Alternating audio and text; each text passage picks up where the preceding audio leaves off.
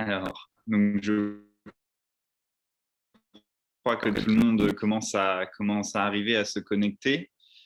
Bienvenue à toutes et à tous à cette table ronde sur le thème des troubles du comportement alimentaire, où voilà, on va essayer d'avoir un échange, un débat entre nos intervenants et on va essayer de vous préciser, de sensibiliser au mieux et de vous informer sur les recours, sur les aides qu'on puisse avoir face à ces troubles et aux attitudes à adopter. Donc, je voudrais déjà tout d'abord remercier tout le public, toutes les personnes qui viennent prendre part à la conférence. Il y a 77 participants sur le Zoom, c'est vraiment très, très chouette. Donc, on vous remercie beaucoup de votre présence. Un grand merci à tous nos intervenants qui viennent, qui prennent de leur temps pour venir justement partager et débattre sur ce sujet. Voilà, donc vous avez un chat qui est disponible sur Zoom, n'hésitez pas à converser dessus. Et donc l'équipe Donne Équilibre, l'association qui organise la conférence, se chargera de me transmettre vos questions que je pourrai poser à nos intervenants. Donc la webconférence, comme je l'ai dit, est organisée par l'association de l'EDEC Business School, située à Roubaix, donc On Équilibre, ainsi en partenariat avec la Ligue des Hauts-de-France du sport universitaire. Donc un grand merci à eux pour cette opportunité. Nous allons évidemment parler des impacts de la Covid-19 sur les jeunes en termes psychologiques, alimentaires, physiques et sociaux. En effet, depuis 2019, le nombre de personnes atteintes de ces troubles du comportement alimentaire s'est multiplié par 4 et le temps d'attente avant de pouvoir être pris en charge s'est malheureusement prolongé dû à la situation sanitaire. Il est possible aujourd'hui d'attendre environ 6 mois avant de pouvoir être pris en charge. Et donc, c'est de tous ces problèmes, ainsi que des réseaux sociaux, dont nous allons parler aujourd'hui. Avec le monsieur Maxime Macor, qui est, donc, je le rappelle, enseignant en activité physique adaptée au groupement des hôpitaux de l'Institut catholique de Lille. Bonjour à vous. Bonjour. Nous accueillons aussi le docteur Hugo Saoudi. Donc, pour rappeler, vous êtes médecin psychiatre à Paris, dans le 16e arrondissement. Bonjour, bienvenue à vous. Merci. Nous accueillons aussi le professeur Vincent Dodin. Donc, professeur, vous êtes praticien hospitalier et chef de service spécialisé des troubles du comportement alimentaire, pareil, au groupement des hôpitaux de l'Institut catholique de Lille. Bonjour, bienvenue à vous. Bonjour et merci pour votre invitation. Nous avons également le plaisir d'accueillir Madame Danielle Castellotti. Vous êtes présidente de la Fédération nationale des associations des troubles du comportement alimentaire, située dans le Val-de-Marne. Bienvenue à vous. Bonjour et merci de nous permettre d'être ici pour témoigner avec vous, avec tout le monde. Et nous avons également le grand plaisir d'accueillir Samir van der Becken. Donc, Samir, vous êtes sportif de haut niveau paralympique et vous pratiquez la boccia. Bonjour, bienvenue à vous. Tout d'abord, merci pour l'invitation. Et puis, bonjour à tout le monde. Voilà, donc merci beaucoup pour cette présentation, pour votre introduction. Donc, on va commencer notre première partie qui va être dévolue à la précision, à l'information et à expliquer ce que sont donc les troubles du comportement alimentaire et également à le placer dans le contexte actuel de la pandémie. Donc, on va parler de l'apparition, des prémices, des facteurs de la famille, des proches, mais également, on va aussi axer notre réflexion et notre débat sur les réseaux sociaux, ainsi que sur le culte du corps qui peut en résulter. Et donc, pour commencer, nous allons déjà questionner donc, le docteur Saoudi, qui peut nous parler un peu des TCA, nous expliquer qu'est-ce que sont que ces troubles du comportement alimentaire. Merci beaucoup. Alors, donc, les troubles des conduites alimentaires, effectivement, qu'est-ce que c'est? C'est des pathologies psychiatriques qui sont prises en charge au niveau, par des équipes multidisciplinaires, mais qui sont coordonnées en règle générale par des psychiatres et qui vont associer différentes problématiques, à savoir une perturbation évidemment notable, significative des conduites alimentaires, c'est-à-dire qu'on va avoir des gens qui vont avoir des comportements alimentaires qui vont être inadaptés à une vie normale. On va revenir ensuite sur comment est-ce que ces comportements peuvent être inadaptés. L'estime de soi également, la manière dont on a de s'estimer à sa juste valeur va être influencée par le poids, ou par les formes corporelles. On va avoir également des symptômes psychiatriques qui vont être de nature et d'intensité qui vont être variables, des symptômes qui vont empêcher les personnes d'avoir une vie sociale normale, épanouissante, et également les troubles des conduites alimentaires vont pouvoir entraîner des complications physiques, somatiques. Habituellement, quand on parle de troubles des conduites alimentaires, on parle de 3 types de maladies différentes, qui sont l'anorexie mentale, la boulimie et ce qu'on appelle aujourd'hui les accès hyperphagiques, ou qu'on appelait auparavant hyperphagie boulimique. Ces troubles, évidemment, ils vont avoir des conséquences notables sur la santé, sur la vie sociale, et donc des répercussions, évidemment, sur le mode de vie des personnes. C'est des troubles qui sont très fréquents, en réalité. C'est des problématiques. Donc, il y a une revue systématique de la littérature scientifique. Donc, une revue systématique, pour les personnes qui ne sauraient pas ce que c'est, on prend la littérature scientifique dans son ensemble et on regarde quelles sont les études qui ont évalué une question en particulier. À la question, quelle est la prévalence, donc quel est le taux de personnes qui sont atteintes au cours de leur vie, la prévalence vie entière, le taux de personnes qui sont atteintes au cours de leur vie d'un trouble des conduites alimentaires, on retrouve des chiffres qui sont absolument affolants. Et ça, avant l'apparition de la pandémie, puisque la revue systématique de la littérature dont je vais vous parler là se base sur des données qui datent de 2000 à 2018. Et sur l'entièreté de la vie, on va retrouver environ 8,4% des femmes et 2,2% des hommes qui vont avoir un diagnostic précis de troubles des conduites alimentaires. Donc, par diagnostic précis, on entend anorexie mentale, boulimie et accès hyperphagique. Seulement, ces maladies, elles ont des caractéristiques bien précises. Et parfois, on a des personnes qui vont avoir une alimentation qui va être perturbée, mais qui ne vont pas rentrer exactement dans ces cadres diagnostiques. Et quand on parle de troubles des conduites alimentaires subsyndromiques, donc qui ne rentrent pas exactement dans ces catégories-là, on va trouver des chiffres encore plus importants qui peuvent monter jusqu'à environ 20% des femmes et 14% des hommes vie entière. C'est une étude donc, qui a été menée, Cocorico, c'est une étude française qui a été menée par l'équipe de Pierre Deschlottes à Rouen. Et donc, ces troubles des conduites alimentaires, qu'est-ce que c'est? Donc, je vous dis, il y en a 3 types différents. On a l'image, pour les personnes qui ne connaissent pas forcément ce que c'est que les troubles des conduites alimentaires, c'est quelque chose qui revient souvent pendant les consultations. On a l'image de l'anorexique, entre guillemets. Alors, dans la mesure du possible, on ne dit pas l'anorexique, mais on parle de personnes qui souffrent de troubles des conduites alimentaires, donc de personnes qui souffrent d'anorexie mentale, de boulimie ou d'accès hyperphagique. Et on a cette image qui est assez commune dans l'aspect que l'anorexique, c'est celle qui ne veut pas manger et qui vomit. Ah, c'est un peu plus compliqué que ça, en réalité. En réalité, on va avoir donc, ces 3 types de maladies vont avoir vraiment des catégorisations qui vont être différentes. L'anorexie mentale, on va avoir plusieurs critères. Mais globalement, l'anorexie mentale, c'est des personnes, en général des jeunes femmes, puisque c'est majoritairement des femmes, plutôt jeunes. On va avoir 2 pics d'incidence, donc d'apparition de la maladie, qui sont 14 ans et 18 ans, une moyenne à peu près à 17 ans. Donc, c'est plutôt une maladie des jeunes femmes. Et ces jeunes femmes vont souffrir d'une problématique qui va les empêcher de manger. Et donc, elles vont avoir ce qu'on appelle une restriction de l'alimentation, qui va conduire à une perte de poids ou au fait de casser ces courbes de croissance ou de poids. Quand on a 13, 14 ans, on n'a pas exactement le même poids que quand on est adulte. Et donc, on ne va pas forcément se baser sur le poids ou sur l'indice de masse corporelle comme on peut le faire chez les adultes. Mais on va plutôt se baser sur les courbes de croissance. Vous savez, ces espèces de courbes qu'on a dans les carnets de santé, qui grandissent et puis qui stagnent au bout d'un moment. Et quand on va éventuellement, donc on est censé évoluer dans un certain couloir et puis on va pouvoir perdre des couloirs et donc casser ces courbes. Donc ça, c'est une des conséquences de la restriction de l'alimentation.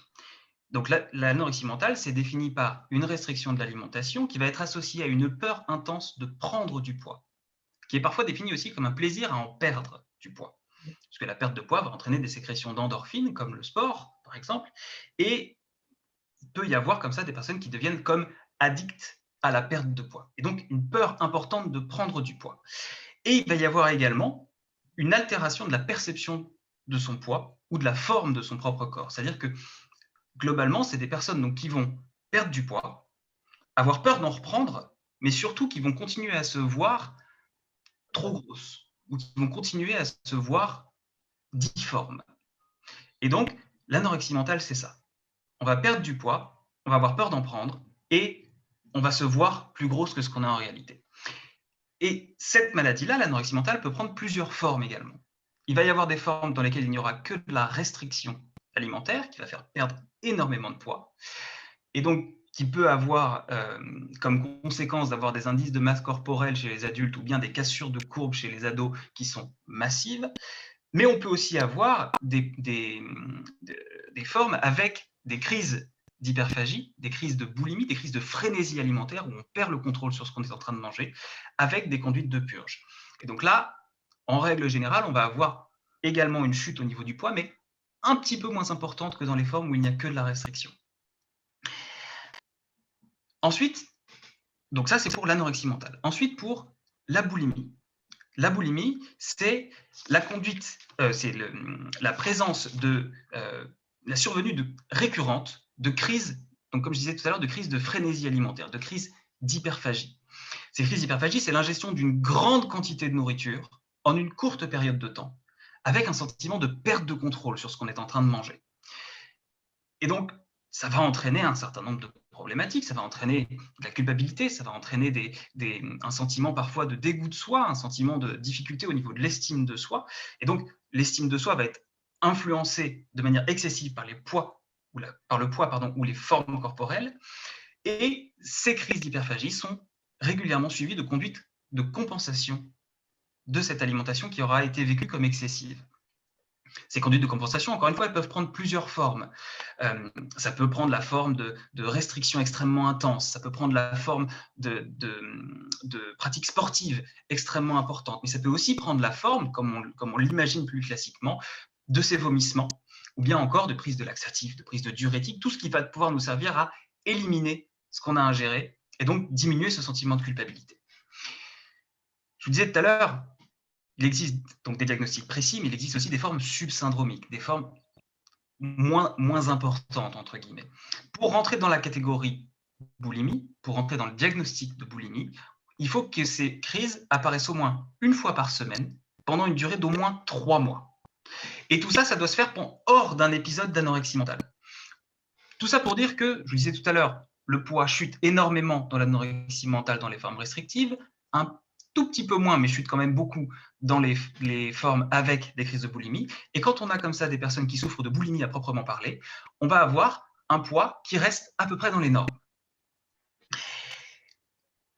L'âge de début de ces troubles est un petit peu plus élevé que celui de l'anorexie mentale, mais on reste quand même dans des pathologies de l'adulte jeune, puisque l'âge moyen de début, c'est environ 18 ans, alors que l'incidence maximale se trouve entre 15 et 19 ans.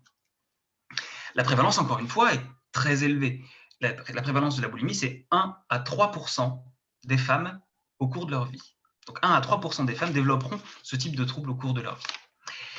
La troisième catégorie diagnostique, c'est l'hyperphagie.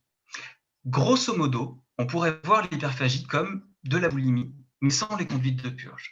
C'est-à-dire qu'il va y avoir à nouveau, dans la même fréquence, une fois par semaine pendant au moins 3 mois, une survenue récurrente d'accès d'hyperphagie, avec des gens qui vont manger, donc encore une fois, de grandes quantités de nourriture en une courte période de temps, et qui vont manger plus vite que la normale, qui vont éventuellement manger jusqu'à une sensation désagréable de ballonnement abdominal, de distension abdominale, qui vont manger de grandes quantités sans forcément ressentir la sensation de faim, qui vont se sentir parfois également dégoûtés de soi-même ou avoir une culpabilité extrêmement intense. Mais, à la différence de la boulimie, elles ne vont pas mettre en place de conduite de compensation inappropriée de ces accès d'hyperphagie.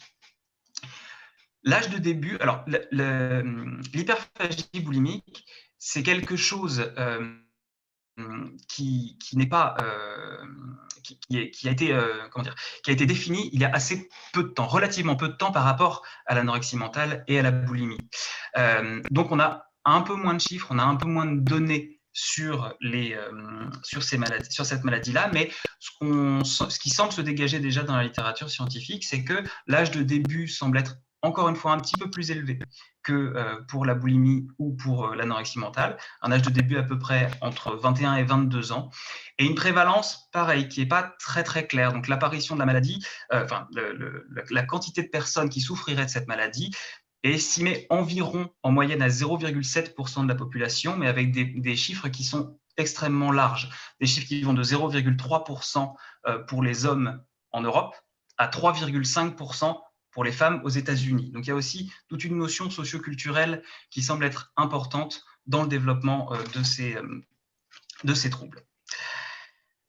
Donc voilà, ça c'est quand on parle de troubles des conduites alimentaires, on parle de ça. On parle d'anorexie mentale, on parle de boulimie, on parle d'hyperphagie boulimique et on parle éventuellement de toutes ces personnes qui souffrent de difficultés alimentaires qui ne rentrent pas exactement dans ces catégories-là, mais qui ont quand même une alimentation qui les fait souffrir, dans lesquelles elles vont avoir des difficultés au niveau social en particulier, où elles vont s'isoler des autres parce qu'elles vont avoir des difficultés à montrer la manière dont elles s'alimentent.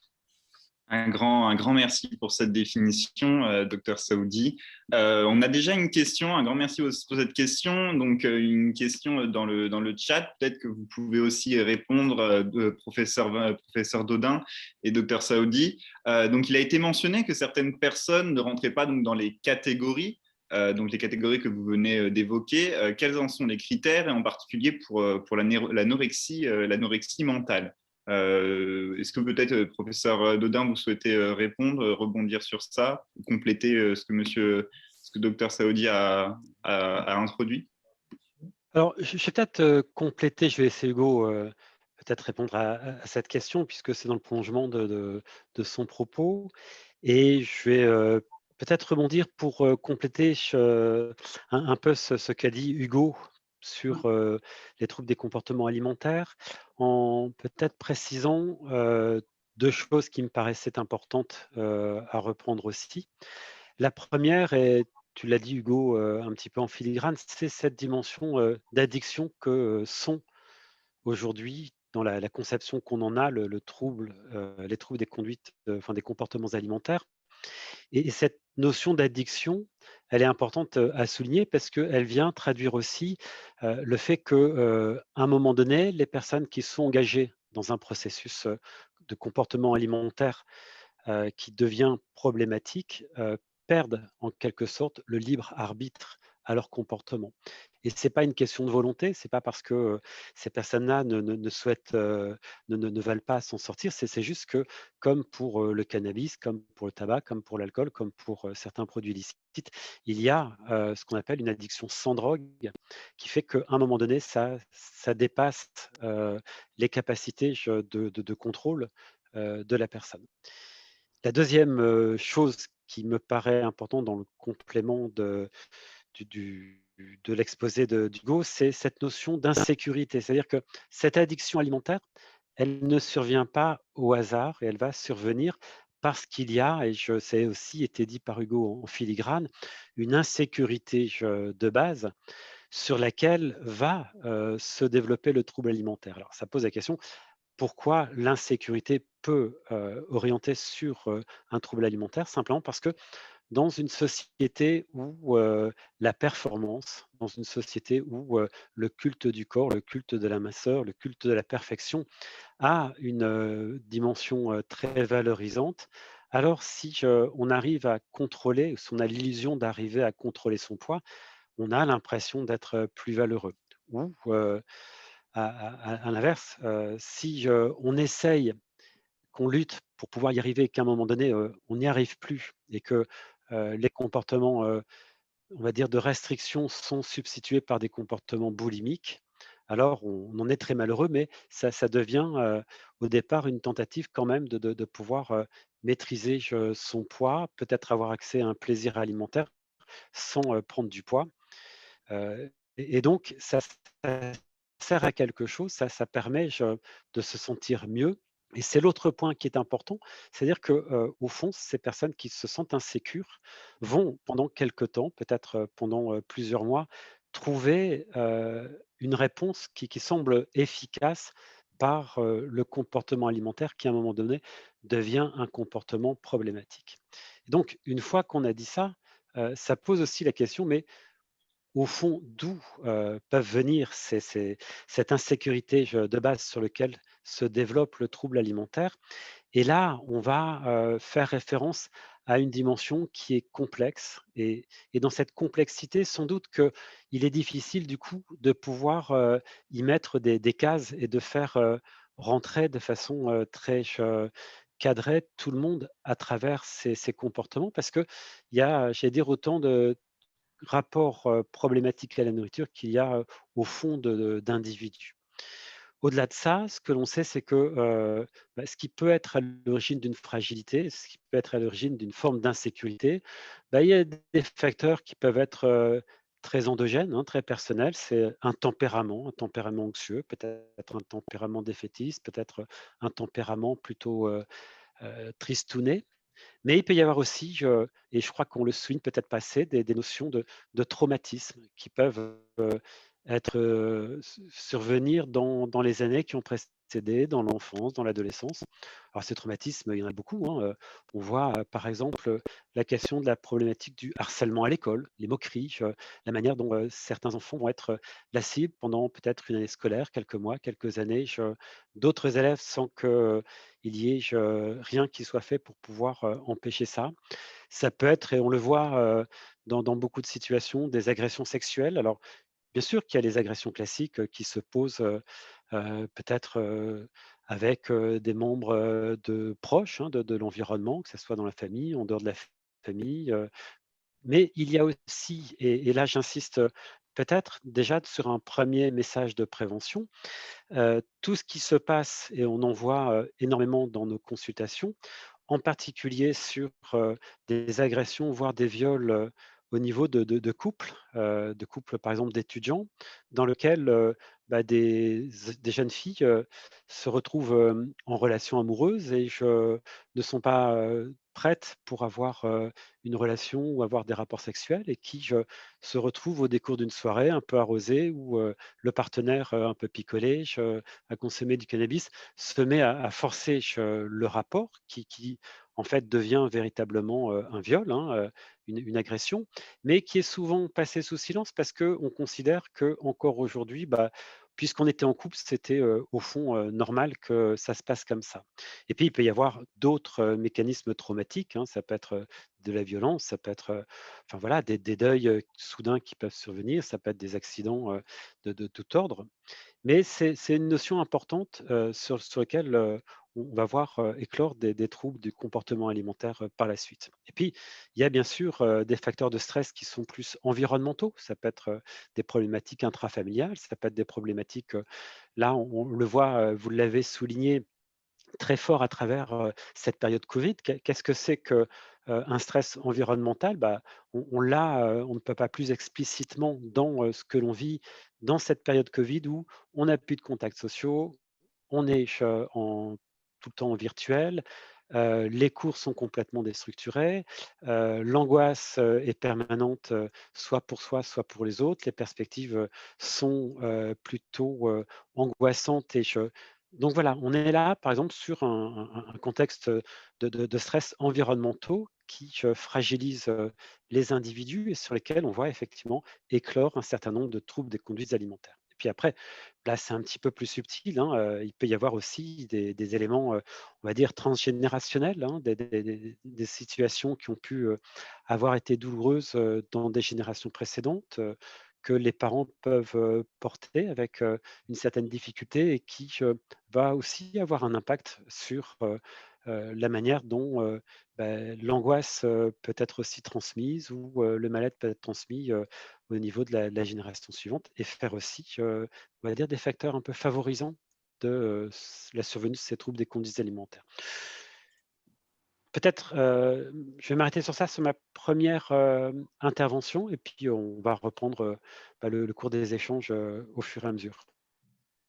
Donc peut-être que Dr Saoudi, vous souhaiteriez revenir sur la question qui avait été posée sur les critères de l'anorexie. Je tiens à préciser voilà, qu'il y a un sondage qui est en cours sur l'idée de ce stress, de cette anxiété qui peuvent amener justement à ces comment ça s'appelle, à ces troubles du comportement alimentaire.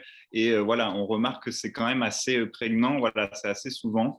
On est à plus de 42% pour l'option souvent. Donc, si vous voulez justement appuyer dessus après, professeur Dodin, n'hésitez pas. Mais du coup, donc, docteur Saoudi, voilà, qu'est-ce que vous pouvez répondre à la question précédente? Je pense qu'on n'illustrera jamais aussi bien que par un exemple. Et donc, pour répondre à la question qui était comment est-ce qu'on pourrait définir des troubles qui seraient subsyndromiques. Donc, je le disais, par exemple, pour l'anorexie mentale, on va avoir une perte de poids qui conduit à un poids qui est significativement bas. Un poids significativement bas, en soi, ça ne veut pas forcément dire grand-chose, parce que je vais vous donner, pour exemple, une patiente que j'ai suivie, moi, il n'y a pas si longtemps que ça en consultation, une jeune femme de 14 ans, qui a toujours été en haut des courbes de croissance, donc de taille et de poids.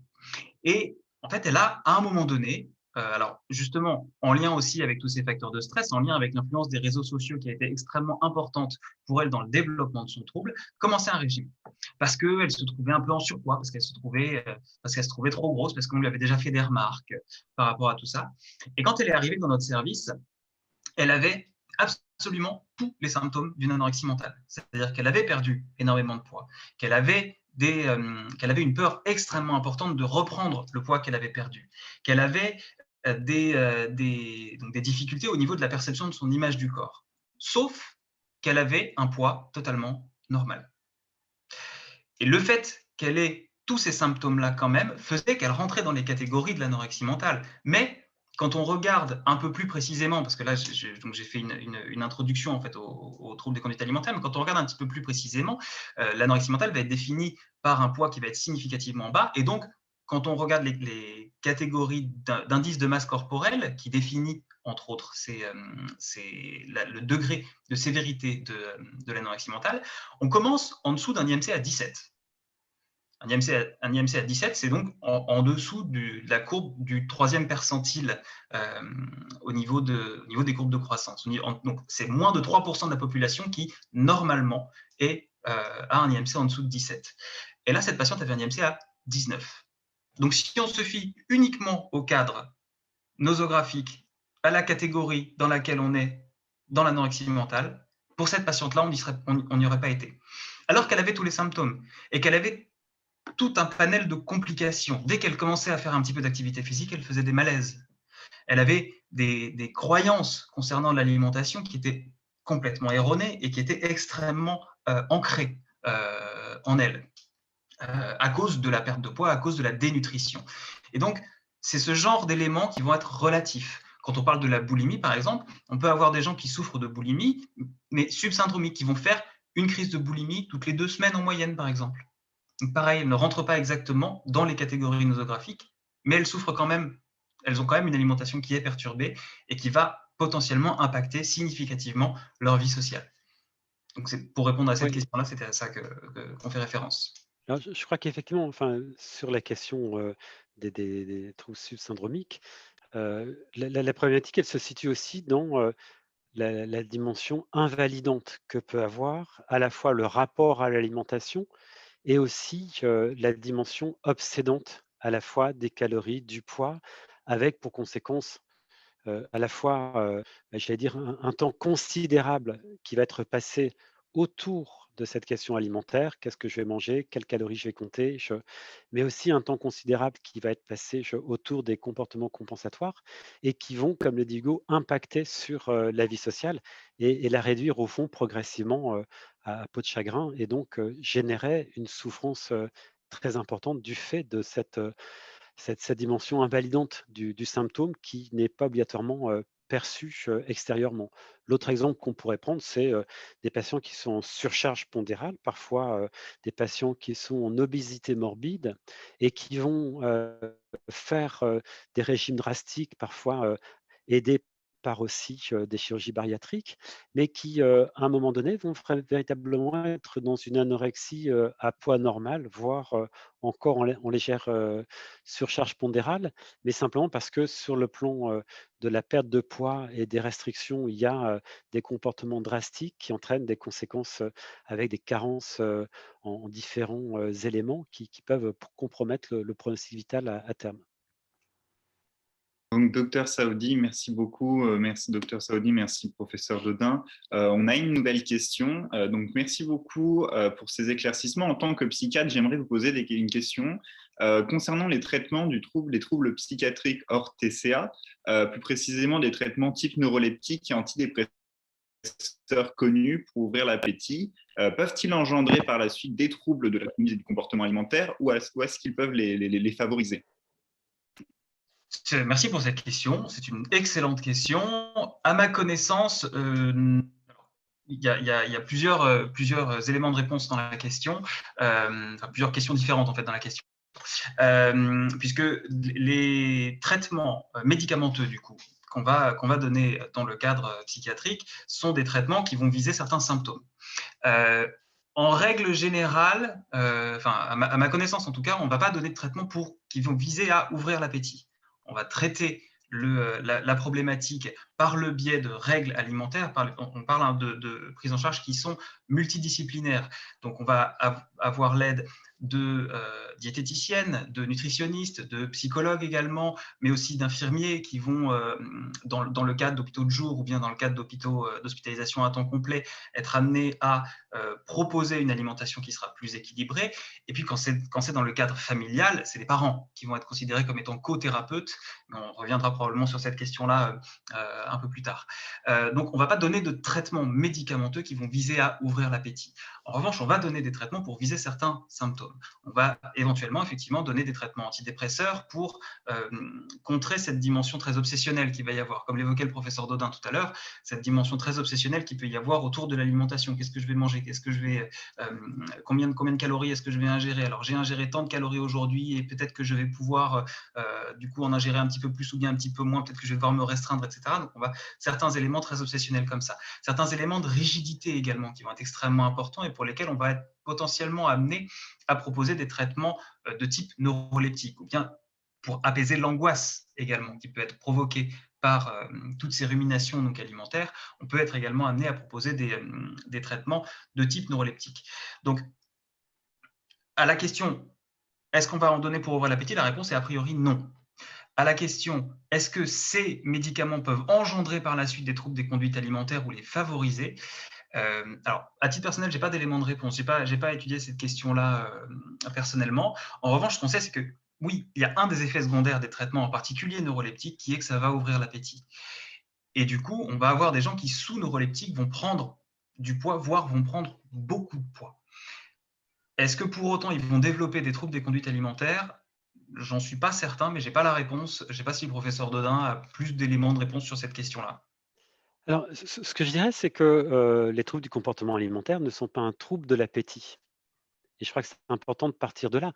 Une patiente qui est anorexique a faim. Enfin, je veux dire, peut-être qu'après un certain temps de troubles, effectivement, il peut y avoir une diminution d'appétit, mais à l'origine, on n'est pas sur un trouble de l'appétit, et donc ça n'aurait pas de sens de donner des médicaments qui ouvrent l'appétit. Et effectivement, comme le dit Hugo, si on parle des neuroleptiques qui peuvent entraîner une augmentation de l'appétit et une prise de poids, c'est plus par des mécanismes endocrinien ou neuro-endocrinien que par un trouble de comportement alimentaire au sens où on l'entend dans la définition qui a été évoquée précédemment. Merci beaucoup pour cette réponse. On a également une autre question, un peu plus précise, celle-ci. Donc, au niveau des dérégulations hormonales, à ce jour, est-il possible de mesurer le taux de leptine? Donc, le leptine est une hormone, je le rappelle pour notre public. Chez les personnes souffrant d'anorexie mentale, ce taux anormal prédirait des rechutes après rémission thérapeutique. Alors, enfin, je ne suis pas un spécialiste de l'endocrinologie, de la leptine.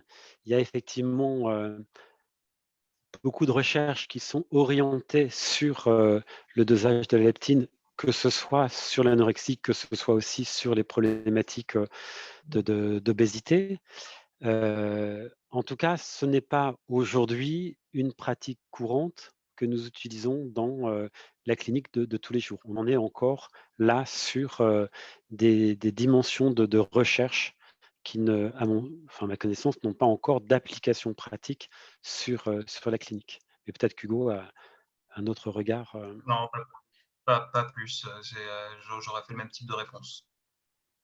Je vous remercie pour cette réponse. Donc, on va continuer, on va poursuivre un peu notre tour et on va conclure un peu cette partie sur la définition et sur l'apparition donc, des troubles du comportement alimentaire. Avec vous, professeur Dodin, est-ce que vous pourriez nous parler un peu vous l'aviez évoqué tout à l'heure, est-ce que vous pourriez approfondir un peu, nous parler du problème actuel du culte du corps et en particulier du culte du corps féminin et de ses dangers et qui peuvent déclencher justement ces pathologies? Alors, je ne sais pas s'il faut parler du culte du corps féminin ou s'il faut parler du culte du corps en général. Effectivement, je crois que parmi la multitude de facteurs, et on fait un focus sur ça parce que vous me posez la question, mais c'est important de ne pas en faire un focus en disant le problème est là. C'est un facteur parmi beaucoup d'autres.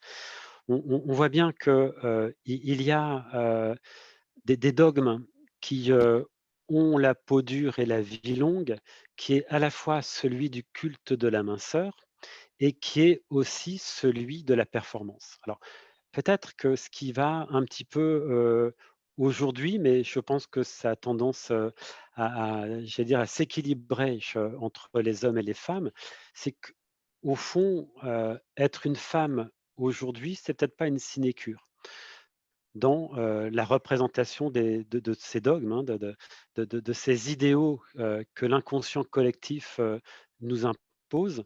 Parce que être femme, c'est à la fois être belle, sexy. Quand on est en couple, marié avec des enfants, c'est souvent elle qui porte, j'allais dire, l'organisation domestique. Elle doit être apprêtée pour son homme ou pour sa partenaire. Et puis, en plus, c'est important de pouvoir avoir, j'allais dire, une carrière brillante qui nécessite aussi de pouvoir, comme les hommes, être voilà, une performante. Alors, cette question-là, elle est vraie aussi de plus en plus chez les hommes qui se retrouvent aussi dans la même problématique de compétitivité. Et si j'insiste sur ça, c'est pour dire que la question du culte du corps renvoie à une problématique peut-être plus large qui est celle de la performance qui, pour moi, n'est pas genrée, hein, est aussi bien pour les hommes que pour les femmes et de plus en plus, j'allais dire là pour le coup, équilibrée entre les deux et que ça vient traduire quand même une vraie problématique de société dans laquelle la question de la diversité est substituée par une illusion de perfection. Alors, quand je dis ça, c'est parce que, on voit bien qu'à travers, en particulier, les réseaux sociaux, au-delà de la question des concours de performance qui peuvent être faits, le taille gap, la feuille A4, ou des choses comme ça, il y a aussi, l'idée complètement, illusoire d'aller ressembler le plus possible à des, modèles qui sont, des modèles fictifs, factices, retouchés, des corps bodybuildés, hommes, aux épaules larges et au bassin étroit, des femmes, aux seins haut perchés, aux jambes infinies, mais qui n'existent pas en fait en réalité, mais qui surtout font perdre une dimension essentielle qui est la beauté, la séduction, le charme, l'harmonie se trouve dans la diversité. La diversité des corps, la diversité des peaux, la diversité des cultures et que, être embarqué dans ce dogme d'un corps, idéal et retouché nous emmène de plus en plus sur une forme de déni de la richesse que représente la pluralité.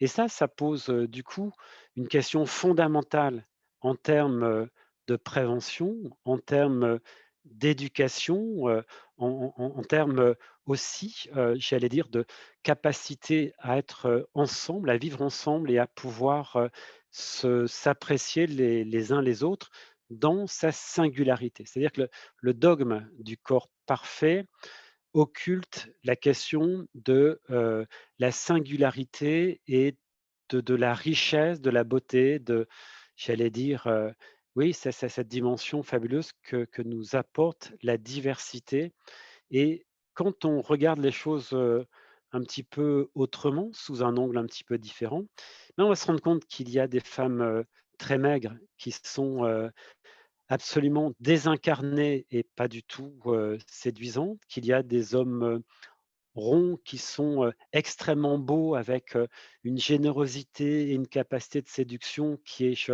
incroyable et puis qu'il va y avoir, des femmes, peut-être minces, mais qui l'incarnent avec, beaucoup de vitalité et puis il va y avoir, là, il y avait pas mal de publicité sur, des hommes et des femmes, avec des taches de rousseur et cette question de la diversité pour moi est une, notion qui me paraît essentielle de réintroduire, mais au cœur de la société à tous les niveaux, que ce soit, dans l'éducation, dans les représentations, à l'école, enfin voilà, on pourrait le démultiplier à l'infini et donc voilà, je pense que derrière la question du culte du corps mince, c'est aussi la question de la dictature des dogmes, qui viendrait nous amener à avoir une sorte de représentation uniforme de ce qu'est la beauté, de ce qu'est la séduction, de ce qu'est l'intelligence et je vais, plus loin, je ne vais pas être très long, mais je pense que,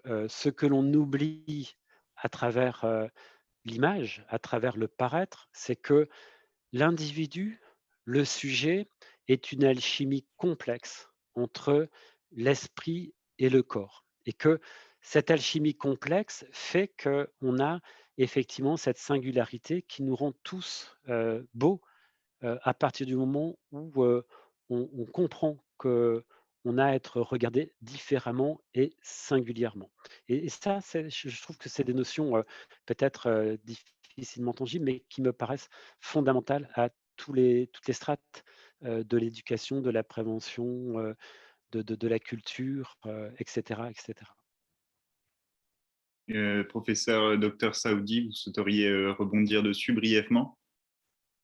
Bah, pour remettre aussi, pour aller encore un peu plus loin et puis abonder dans ce sens-là, c'est le contexte qu'on a vécu là, je pense en particulier au moment du premier confinement, va énormément dans ce sens. C'est un peu comme si, par le biais des réseaux sociaux, je pense qu'on a tous, et pas que des réseaux sociaux, d'ailleurs on l'a aussi entendu à la radio, on a entendu énormément d'éléments qui allaient dans ce sens-là. C'est un peu comme si on allait arrêter de bouger. Parce qu'on allait arrêter de bouger puisqu'on allait être confiné à domicile. Comme si on allait arrêter de bouger, il fallait tous qu'on se mette à faire du sport. Il fallait tous qu'on se mette à manger moins parce qu'on allait moins dépenser, forcément, on allait moins bouger. Et un peu comme si c'était pareil pour tout le monde. Un peu comme si, effectivement, le dogme était attention, il va falloir qu'on fasse attention à notre santé. Et faire attention à notre santé, ça veut dire manger moins. Faire attention à notre santé, ça veut dire faire plus de sport. Alors que faire attention à notre santé, ça veut dire manger mieux. Ça ne veut pas forcément dire manger moins. Ça veut dire faire attention à quels sont les aliments qu'on mange, quels sont les aliments, quelle est la quantité en particulier des aliments qu'on mange. Parce que l'équilibre se crée dans le déséquilibre, comme le funambule sur son fil qui est en déséquilibre permanent, et c'est comme ça qu'il trouve l'équilibre en réalité. Et il y a eu comme ça cette idée qui a été très, très largement véhiculée, qu'il fallait que tout le monde fasse exactement la même chose, qu'il fallait que tout le monde mange moins, qu'il fallait que tout le monde bouge plus, parce que ça aurait été quelque part une forme de danger que de garder ses habitudes. Et effectivement, je suis tout à fait d'accord sur le fait que les dogmes ont la vie dure, que donc, le culte du corps, alors, on en parle là, et que c'est évidemment un des éléments parmi énormément d'autres éléments qui sont autant de facteurs de risque. On pourrait citer l'insatisfaction corporelle, on pourrait citer des antécédents personnels d'anxiété, on a déjà cité, professeur Dodin a déjà cité les traumatismes, a déjà cité l'idéal de minceur qui peut être extrêmement ancré.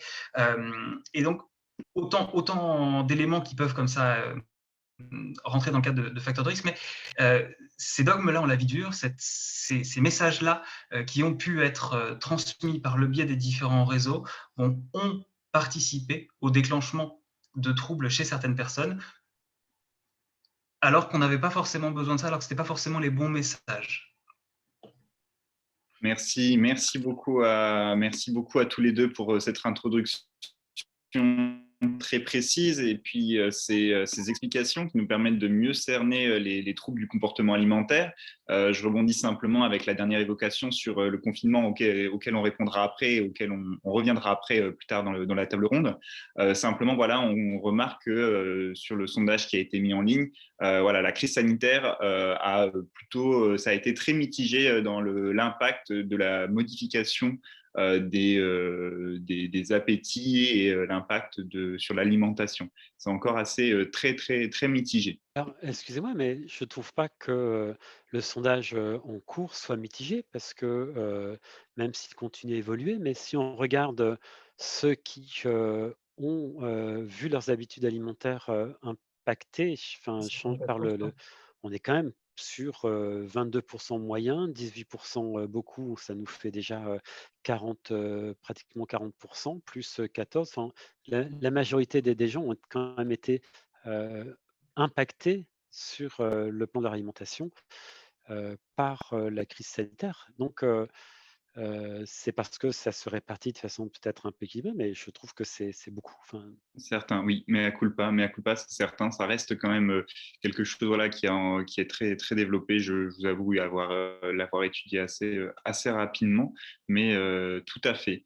On va partir sur un autre sujet, toujours dans cette idée de l'environnement et de l'influence de l'extérieur et de la place là, de la famille et des proches dans ces pathologies. Donc, avec Madame Danielle Castellotti, qui va donc nous parler de cette place des proches et de la famille, et également nous parler de sa fédération des associations des troubles du comportement alimentaire. Voilà. Bonjour à tous et toutes. Tout d'abord, je voudrais vous expliquer, la Fédération nationale des conduites alimentaires a été créée en 2007 par 5 associations constitutives. Ses membres sont actuellement au nombre de 13, 11 associations, une fondation, une personne physique qui sont réparties sur tout le territoire français. Il y a une délégation régionale qui est en train de se mettre en place à Rennes et une autre association sur le bassin d'Arcachon qui va prochainement adhérer, voilà, qui s'appelle Poste et Valise. Bien. Les missions, pour abréger, hein, les missions de la FNATCA, c'est, on va dire, d'aider les personnes en souffrance créées par les TCA. Voilà. Principalement, elle va permettre la création d'associations, la formation à la permanence téléphonique, parce que ça joue une très grande importance justement pour orienter après. Elle va permettre l'animation des groupes de parole, elle va permettre la formation au TCA pour bien les comprendre un peu comme on a vu aujourd'hui, mais de façon plus approfondie. Ça dure une journée entière, hein, voilà, avec les différentes possibilités de thérapie et tout ça.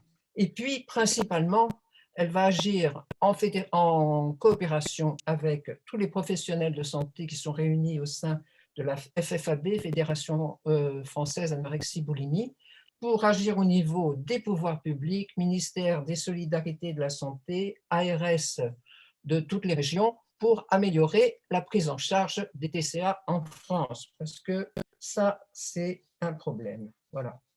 Donc, l'importance de la famille. Vous avez tout à l'heure entendu les facteurs de déclenchement d'un TCA. Est-ce que vous avez entendu la famille? Moi, je ne l'ai pas entendu.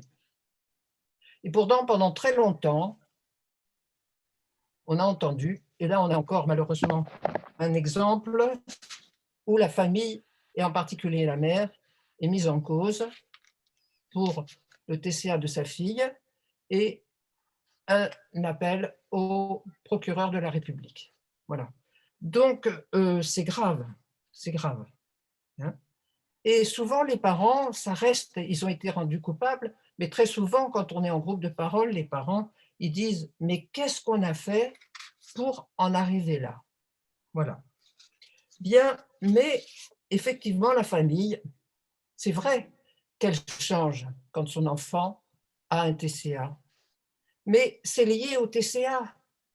Parce que, effectivement, dans toute famille où il y a un trouble chronique, la famille devient, entre guillemets, dysfonctionnelle.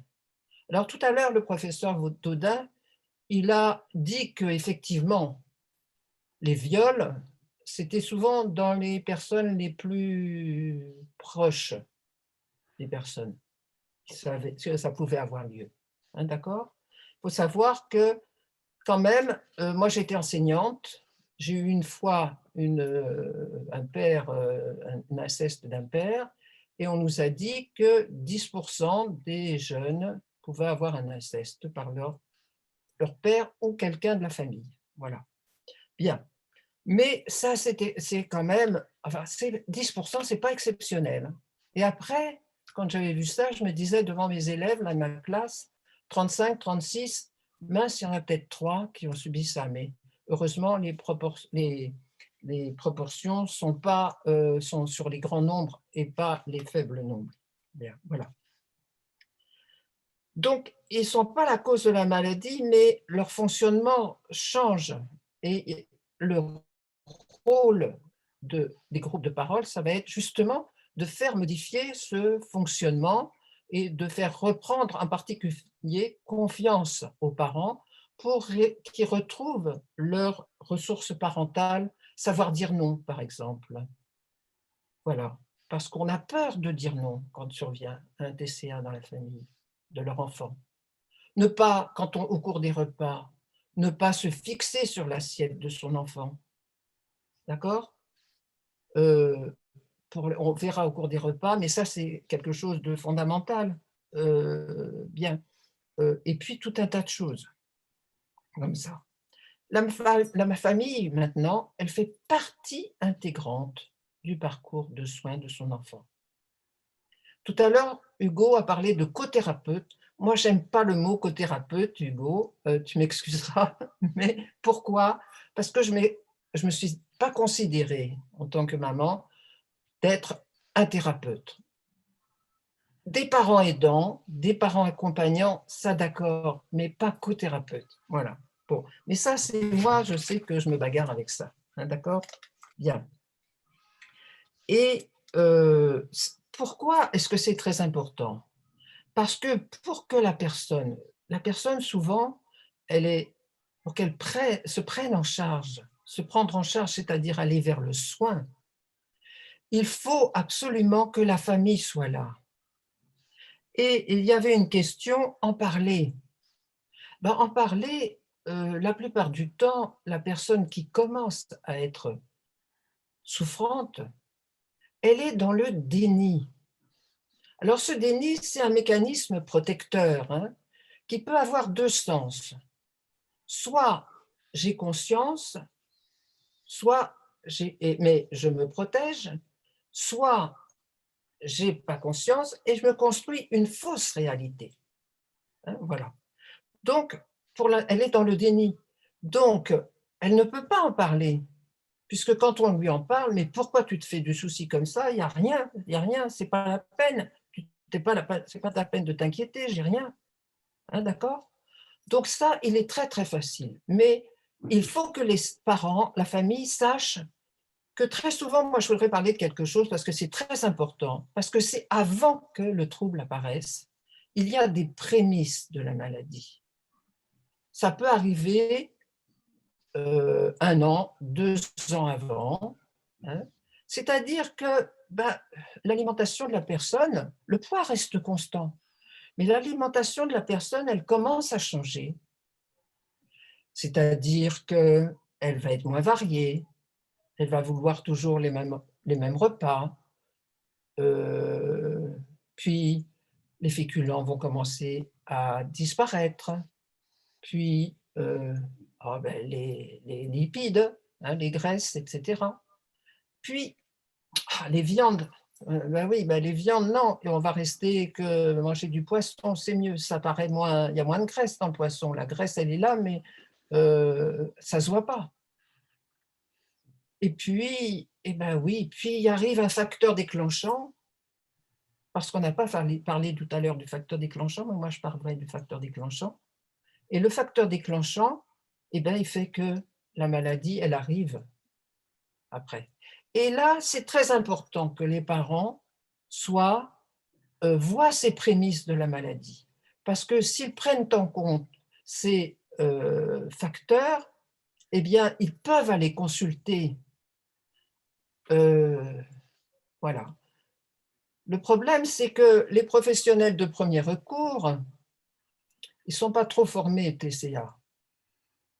Et souvent, ils en sont encore, oh oui, la maman, elle vient, elle exagère toujours les troubles de son enfant, et puis, mais non, madame, ne vous inquiétez pas, c'est rien, ça va. Sauf que ce n'est pas ça. On devrait, quelquefois, il vaut mieux aller voir quelqu'un trop tôt, pas trop tôt non plus, parce qu'il peut y avoir, bon voilà, c'est pas très facile quand même, hein, bon, d'être des parents d'enfants qui souffrent de troubles alimentaires. On va dire d'anorexie, parce que très souvent, ça commence quand même par une anorexie, la plupart du temps. Voilà.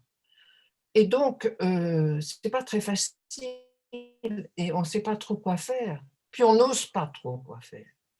Voilà, c'est ça, on n'ose pas. Et il faut apprendre quand même à dire à un moment, à oser dire non. Ça ne peut pas se faire. Reprendre ses ressources parentales. D'accord ? Voilà. Bien. J'aurais peut-être d'autres questions à dire. L'importance si je voudrais dire quelque chose, parce que l'importance de la coopération, parents, soignants, quand la maladie est déclenchée, c'est ce qu'on appelle l'alliance thérapeutique. Et cette alliance thérapeutique, c'est une alliance qui nécessite de la confiance. Confiance, c'est ce qu'on appelle une triangulation. Confiance entre le professionnel de santé, les parents et la personne souffrante, les enfants.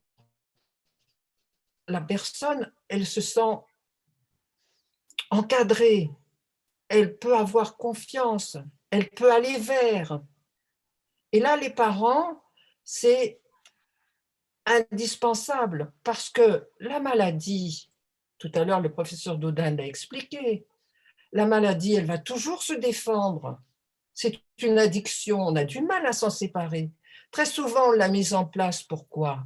On l'a mise en place parce que autour de sa vie, et ça peut être ça aussi en ce moment, au moment de la pandémie, là, on n'arrive pas à voir l'avenir, comment ça va se construire, comment ça va faire tout ça. Et ce qui est mis en place, c'est pour ne pas complètement sombrer. C'est en fait, moi je dirais, presque un acte de vie, paradoxalement. Et on a énormément de mal à s'en séparer, puisque c'est notre béquille pour ne pas sombrer. Comment se séparer de cette béquille ? Donc c'est là que ça va être important, parce que la personne qui est souffrante, elle va travailler au corps les parents au début. Hein.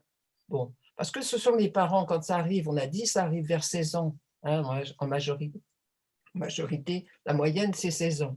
Plus tôt, beaucoup plus tôt maintenant. Hein. Y a des anorexies très précoces maintenant, et d'autant plus précoces. Et l'avance, l'âge avance maintenant, hein, je pense, le professeur Dodin, ça avance l'âge, voilà. Et donc c'est quelque chose d'important. Il va y avoir un travail au corps pour arrêter les soins, pour arrêter tout ça. Et c'est très important qu'il faut qu'il y ait une suite dans les soins. Alors là, j'arriverai à un moment important, c'est que Ben oui, mais très souvent, il y a une sectorisation des soins pour les enfants et les adolescents, puis arriver, bon, jeunes adultes, puis arriver après à l'adulte, jeunes adultes, adultes, mais il faut passer un relais. Et là, le relais, très souvent, il se fait quand on est arrivé à l'âge adulte. Et là, ça va être important, parce qu'arriver à l'âge adulte, c'est l'âge légal, à 18 ans. Et là, les parents, ben, normalement, ils n'ont plus leur mot à dire. Mais si cet encadrement au départ existait, il n'y a pas de raison que ça lâche. On fait toujours confiance aux parents à ce moment-là. Autre chose également, c'est que il y a le problème, justement tout à l'heure j'ai dit on agit au niveau des pouvoirs publics, hein, c'est que quelquefois, dans une même région, il y a la prise en charge pour les adolescents, parce qu'effectivement, quand ça commence à l'adolescence, un TCA, ben, c'est les structures pour les adolescents, c'est les plus nombreuses. D'accord? Et puis dans une région, ben, il n'y a pas de structure pour les adultes. Et comment on fait dans ce cas-là? Il faut qu'on aille loin, peut-être quelquefois. Il y a des transports, ce qui empêche d'y aller. Ça va entraîner des frais également. Et quand on parle des frais, on a parlé d'une prise en charge, alors de critères, facteurs multiples de création, mais il y a aussi une prise en charge pluridisciplinaire, on dit même transdisciplinaire, on dit global, on dit intégral, etc. En 20 ans, il y a eu là, il y a eu de gros progrès. Si la prise en charge, elle n'a pas fait beaucoup de progrès, il y a eu de gros progrès quant à la prise en charge pendant ces 20 ans. Hein. Et donc, ces 20 dernières années. Et donc là, eh bien, il ne va pas pouvoir y avoir de prise en charge. Ou pour des causes financières, où la maladie va en profiter pour dire ben, « moi j'arrête ». Voilà, c'est tout ce que je voudrais vous dire. Après, on parlera peut-être d'autres choses qui peuvent aider justement à arriver à cette prise en charge, mais ça, on pourra en parler peut-être ensemble. Et puis, je suis prête à répondre aux questions s'il y en a. Madame, merci beaucoup, Madame Castellotti. Une question assez brève. Voilà. Pourquoi, donc pour rebondir sur ce que vous venez de dire, pourquoi l'âge de l'apparition des TCA avance-t-il selon vous? Oh, oh là là là là là là. Alors là, je pense que c'est peut-être. Alors, c'est peut-être l'influence justement de cette enfin, je pense, moi, quand je compare l'éducation que moi j'ai reçue, d'accord? Je suis d'un certain âge ou plutôt d'un âge certain, hein, d'accord? Et puis celle de l'âge de ma fille possible, et puis des jeunes, il y a de plus en plus d'obligations de réussite dans la vie. Et ça, je pense que c'est ça qui fait ça. Voilà.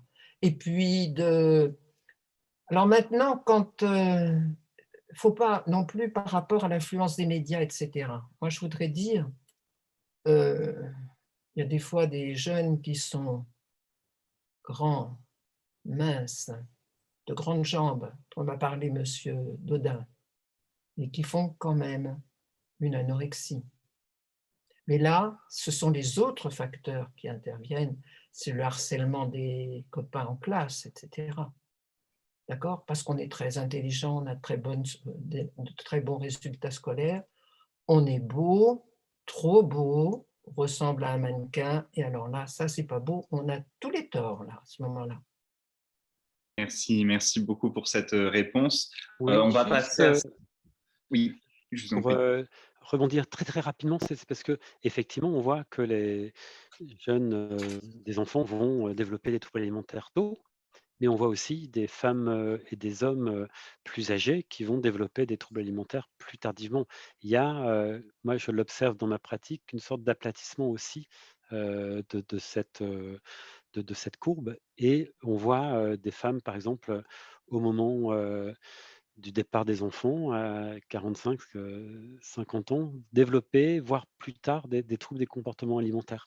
Et donc, ça pose effectivement plusieurs questions, qui est bien sûr celle de la question des facteurs environnementaux. En tout cas, ça pose la question aussi de cette insécurité qui peut habiter chez les personnes à tout âge.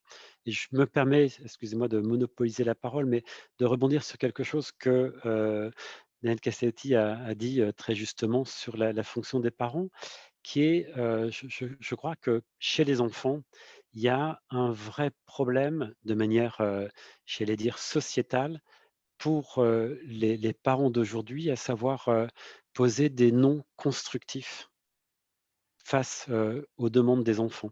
Et que cette question du non constructif, c'est-à-dire de cette autorité bienveillante, on peut en débattre très longtemps, mais elle a pour conséquence que c'est très insécurisant pour des enfants que de se retrouver devant une sorte de tout pouvoir. Et d'ailleurs, on observe dans un certain nombre de situations de troubles alimentaires, que ce soit dans la boulimie ou dans l'anorexie, que à un moment donné, le pouvoir change de camp.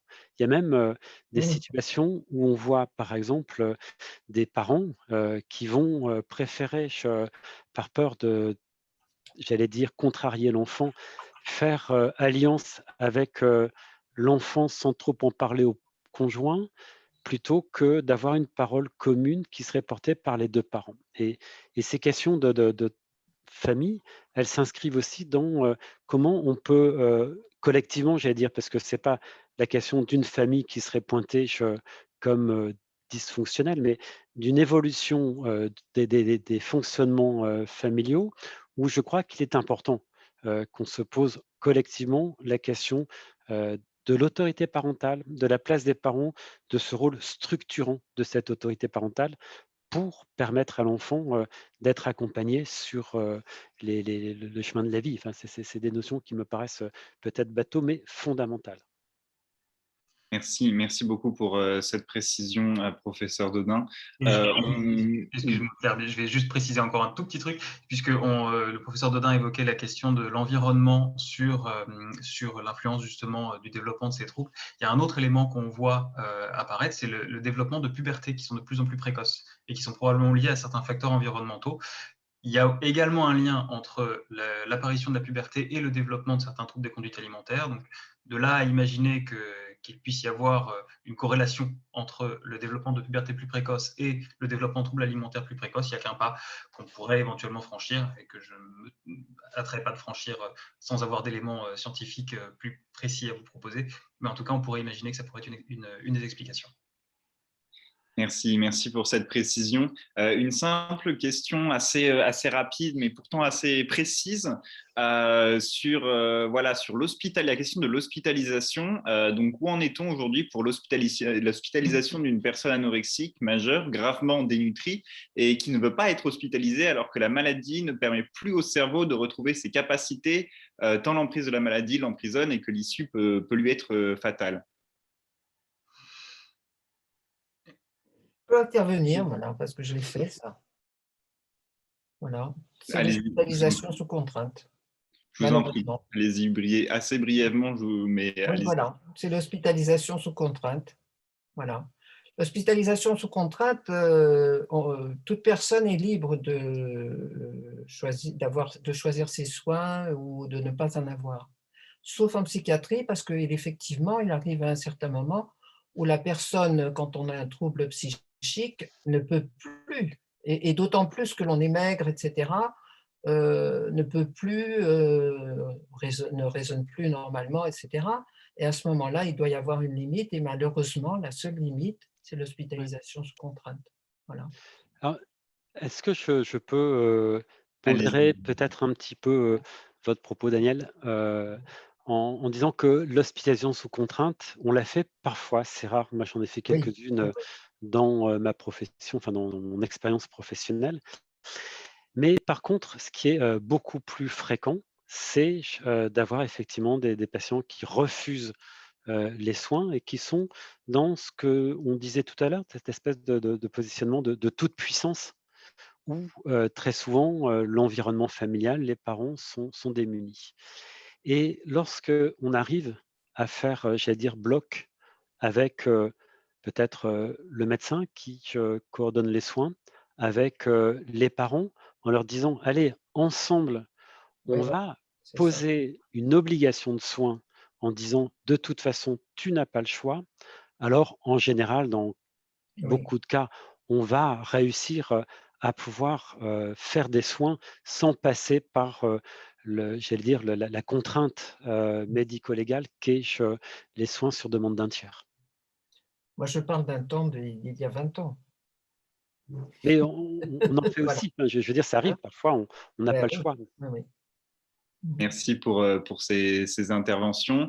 Je tiens simplement, avant de passer à des thèmes un peu plus précis, tels que le sport, les réseaux sociaux et la pandémie actuelle, à rappeler que donc, ces associations comme celles que vous avez fédérées dans cette fédération ont une importance qui est essentielle. Vous pouvez les appeler, échanger, discuter, et vous pouvez les rencontrer. Ils sont là pour vous. Donc, par exemple, là, ici, le cas de la Fédération nationale des associations liées au TCA existe, comme vous l'avez dit, depuis plus de 13 ans maintenant et est associé à 11 autres associations qui sont présentes un peu partout en France. Dont l'association donc Anorexie Boulimie Occitanie. La présidente, Madame Claude Bois, assiste normalement à cette webconférence. Donc n'hésitez pas, voilà, si vous vous trouvez dans cette région et que vous souhaitez prendre contact avec elle, n'hésitez pas, voilà, sur leur site internet. Nous vous remettrons évidemment tous les sites internet à la fin de cette table ronde. Je devrais citer aussi 2 autres dont j'ai été au courant, c'est AAB Ouest à Nantes et Charlotte Ensemble, c'est tout, dans la banlieue de Lille. Ils sont présents également. Mon mari les a vus, des personnes, voilà. Donc, merci beaucoup, quoi, Madame. je ne vais pas faire de, pas faire Merci. de jaloux. Merci pour ces précisions qui sont très importantes et je le répète, Voilà. tous ces contacts seront mis à la fin de la conférence, donc restez jusqu'à la fin pour avoir l'ensemble de ces contacts. On va partir sur un sujet un peu plus précis qui a été évoqué avant, sur les réseaux sociaux. Et donc pour cela, je vais faire appel donc à Monsieur Maxime Macor. Il est enseignant en éducation physique spécialisée. Et voilà, que vous pourriez nous parler un peu des réseaux sociaux avec cette question qui paraît simple, mais pourtant où il faut répondre. Les réseaux sociaux sont-ils un facteur de risque dans le développement des troubles du comportement alimentaire? Alors, effectivement, les réseaux sociaux vont avoir un rôle quand même à jouer là-dessus. Tout d'abord, on va avoir tous les challenges comme Monsieur Dodin ou Monsieur Saoudi l'ont évoqué, les challenges de la feuille A4, les challenges des jambes qui ne doivent pas se toucher. Tout ça vont être des facteurs qui vont inciter les jeunes gens, soit les jeunes filles, principalement les jeunes filles également, à perdre du poids, à chercher à perdre du poids pour correspondre à des normes qui seront données par les réseaux sociaux. Forcément, les réseaux sociaux sont des endroits où il y a beaucoup de retouches, où c'est idéalisé, on montre très rarement l'envers du décor. Également, on va retrouver sur ces réseaux des nombreux challenges sportifs, des fameux des summer body, ce genre de choses qui vont inciter les gens à dire l'été arrive, il faut perdre du poids. Donc on va être dans une contrainte, comme si c'était une norme, que tout le monde a pris du poids, donc il faut que tout le monde perde du poids. En plus de ça, on va trouver également des comptes qui sont pas distinctement nommés comme tels, mais qui sont pro-anorexiques ou pro-boulimiques. Donc, c'est-à-dire qu'ils vont utiliser des hashtags qui seront spécifiques à ça. Du coup, si on associe les deux, donc des personnes qui veulent faire des challenges, qui se retrouvent sur un compte sans le savoir exactement, pro-boulimique ou pro-anorexique, on va créer plus de patientes. Il faut savoir que ces comptes ont leur propre code également, c'est-à-dire qu'il va y avoir des règles telles que l'alimentation est l'ennemi, seul le poids compte, si une semaine sans perdre du poids est une mauvaise semaine. Donc il faut qu'ils vont véhiculer des messages très négatifs là-dessus. Et comme il a été dit également, les réseaux sociaux sur le corps idéalisé, donc que ce soit les jeunes filles qui doivent être toutes fines ou alors les hommes qui doivent être sans un poil de gras. Forcément, si les personnes s'identifient à ça, on va tomber là-dedans. Dans la pratique que j'ai ici sur l'activité physique adaptée, on va avoir les jeunes garçons, les jeunes hommes qui seront en anorexie, qui vont régulièrement dire « je veux un corps comme sur Instagram », qui n'est pas voilà, la réalité. Ou alors après, on aura les croyances populaires du type « pour perdre du ventre, je dois faire des abdos, pour perdre des cuisses, je dois travailler que les jambes ». Voilà, c'est tous ces éléments-là qui vont être véhiculés via les réseaux sociaux. Merci beaucoup. Donc Je peux là, intervenir sur les réseaux sociaux. bien sûr, évidemment, je vous en prie. Et voilà. Bien. Alors, il faut savoir qu'il y a eu une étude quand même sur les réseaux sociaux et qu'il y a des éléments négatifs qui viennent d'être expliqués, mais il y a aussi des éléments positifs. D'accord? Parce que les réseaux sociaux, il y a quand même, d'abord, premièrement, pour tomber dans un trouble alimentaire, il faut quand même autre chose que des réseaux sociaux.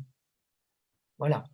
Il y a plusieurs facteurs qui déclenchent un trouble alimentaire et donc ce n'est pas parce qu'on va consulter que des messages comme ça que l'on va tomber dans l'anorexie, parce que c'est beaucoup dans la boulimie, etc. Voilà, il faut autre chose que ça. Et puis, ça peut avoir des aspects positifs. C'est les réseaux sociaux, souvent, quand on a un trouble alimentaire, on s'écarte de la société, hein, donc on n'a plus de relations parce qu'on ne peut plus aller manger avec les autres, on ne peut plus tout ça, on n'a plus confiance en soi, donc on s'écarte de la société. Et le réseau social, ça peut être le lien qui retourne, c'est un début de resocialisation, hein. Et quelquefois, quand même, on ne trouve pas sur les réseaux sociaux, moi j'en vois quelquefois, mais attention là, non, tu commences un régime et moi ça a commencé comme ça. Le régime, c'est l'élément déclencheur et puis après, ça ne peut plus s'arrêter. Fais attention là, tu perds trop de poids. Moi, c'est comme ça que je suis tombée dans l'anorexie. Arrête, arrête, je t'en supplie, va consulter, va. Il y a des conseils. Il y a des conseils qui sont donnés sur les réseaux sociaux par ceux qui sont tombés dedans. Et ce n'est pas uniquement que négatif. Voilà. Et en plus, le réseau social, si on a des difficultés, eh ben, on met quelque chose sur Facebook ou tout ça, et puis, hop, on a la réponse tout de suite, on a l'aide aux besoins tout de suite. Le médecin, eh ben oui, mais le médecin, il n'est pas libre à 10h du soir, ou etc. Alors, D'accord? les réseaux sociaux, il faut différencier les différents réseaux sociaux principalement. Effectivement, ce que vous dites, ce sera plus sur Facebook, où les gens sont peut-être un peu plus bienveillants, où il y a moins la présence de ça. Mais sur Instagram, où on n'est que sur un réseau social Oui, de photos et d'images, on joue forcément que sur l'image du corps. Et Instagram aura quand même plus de répercussions négatives, mais je suis d'accord avec vous que sur Facebook ou autre, on trouvera des messages plus positifs et d'autres attentes. Mais Instagram reste quand même quelque chose de assez négatif sur l'image véhiculée aux jeunes gens. Et puis, il y a un autre truc aussi. Moi, j'ai la chance là, d'avoir la différence entre les âges, l'utilisation des différents réseaux sociaux en fonction des âges. Parce que j'ai travaillé chez l'adulte pendant 3 ans et demi.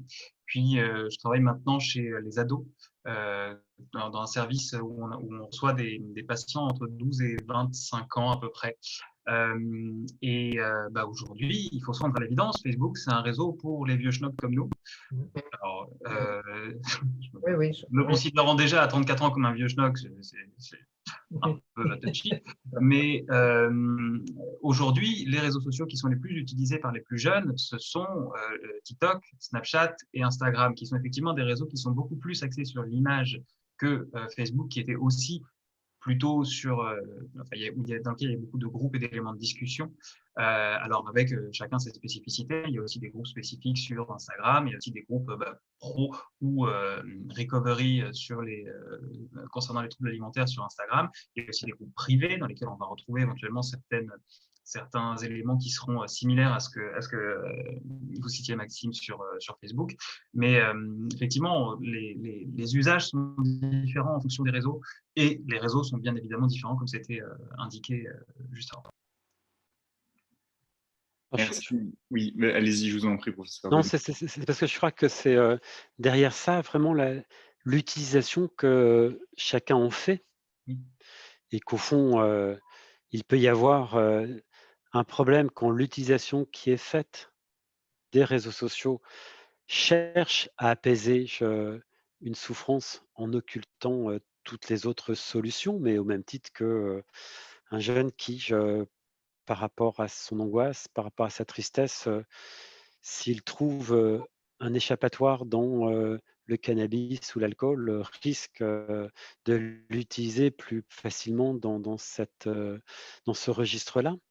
Et la manière dont on peut l'utiliser, dont chacun peut l'utiliser, j'allais dire, de façon raisonnée, où on a la conscience que c'est pas là que se joue ni notre image, ni notre avenir, et qu'il y a d'autres choses à côté. Et je crois que peut-être qu'on en parlera en conclusion, mais c'est toute la diversité, la complexité de nos vies qui voilà, nous oblige à penser complexe.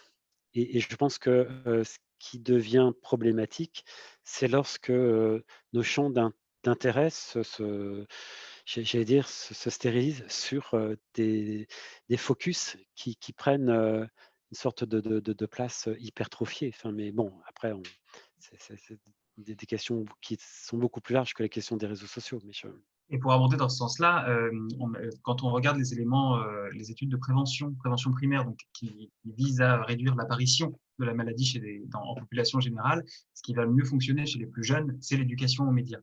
Et c'est vraiment le fait d'apprendre à critiquer, à avoir un regard critique, à avoir un regard créatif sur ce qu'on regarde. Et là où je rejoins M.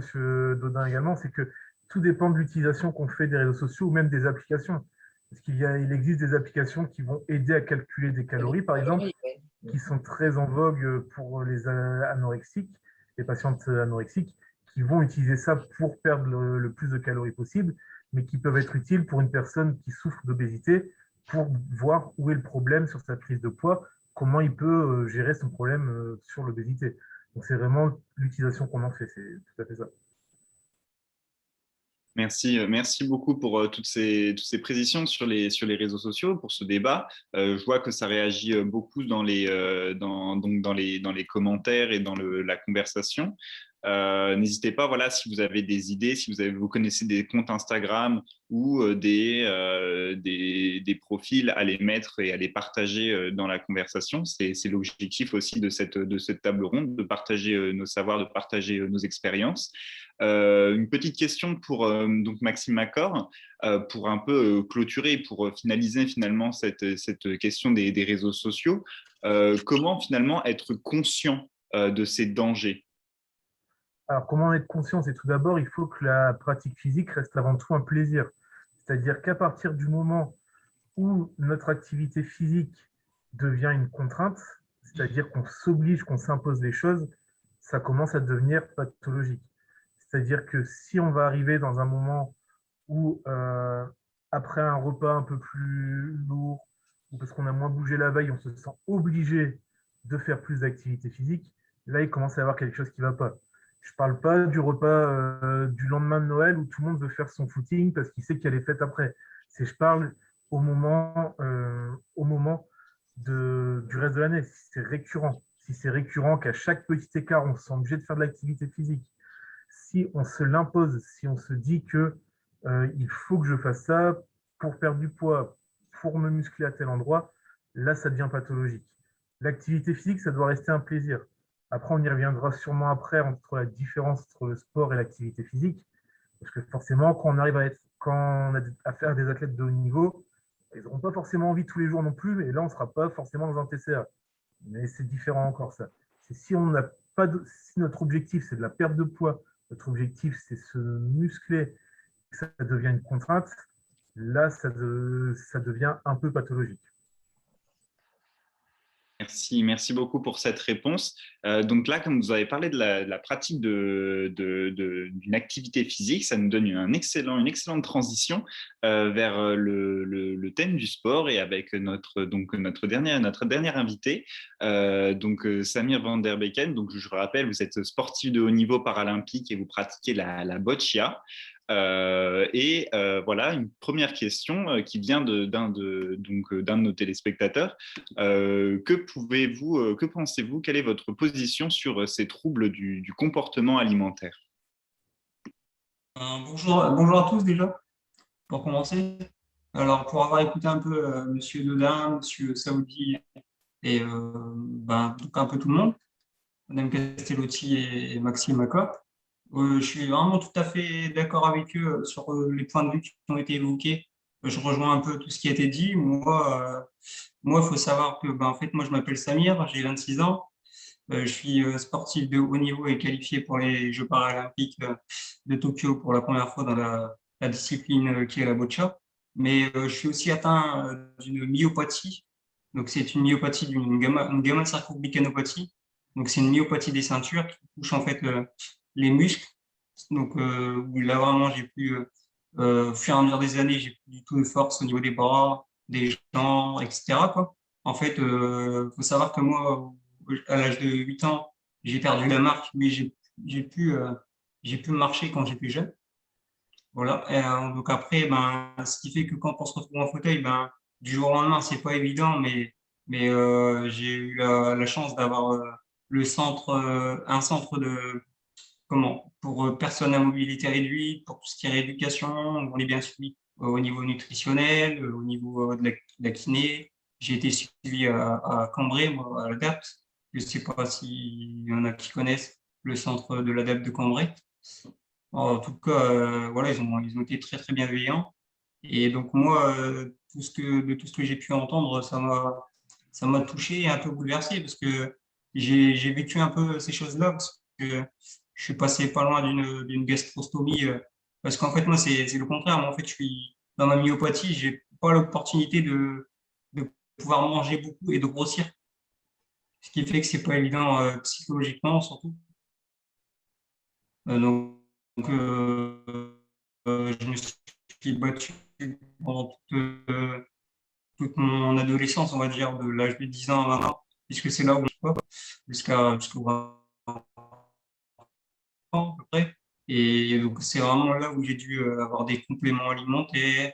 Ça a été un peu, ça a été un parcours, quoi, pour éviter d'avoir une gastrostomie. Une gastrostomie, c'est être nourri la nuit par une sonde, en fait. Et j'ai vraiment été, c'était un combat pour moi parce que je voulais pas de ça, en fait. Et donc, du coup, j'ai eu des psychologues, j'ai eu un suivi nutritionnel que j'ai encore actuellement parce que je suis pas un gros mangeur, mais voilà, quoi. Donc, après, je sais pas, enfin, si vous avez des questions, n'hésitez pas.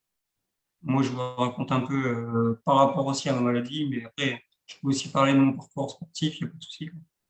Merci beaucoup pour ce témoignage. En effet, on a une question un peu, voilà, est-ce que vous pourriez nous expliquer déjà le sport que vous pratiquez, la boccia, donc je rappelle l'orthographe si vous souhaitez aller regarder un peu en quoi cela consiste sur Internet, BOCCIA.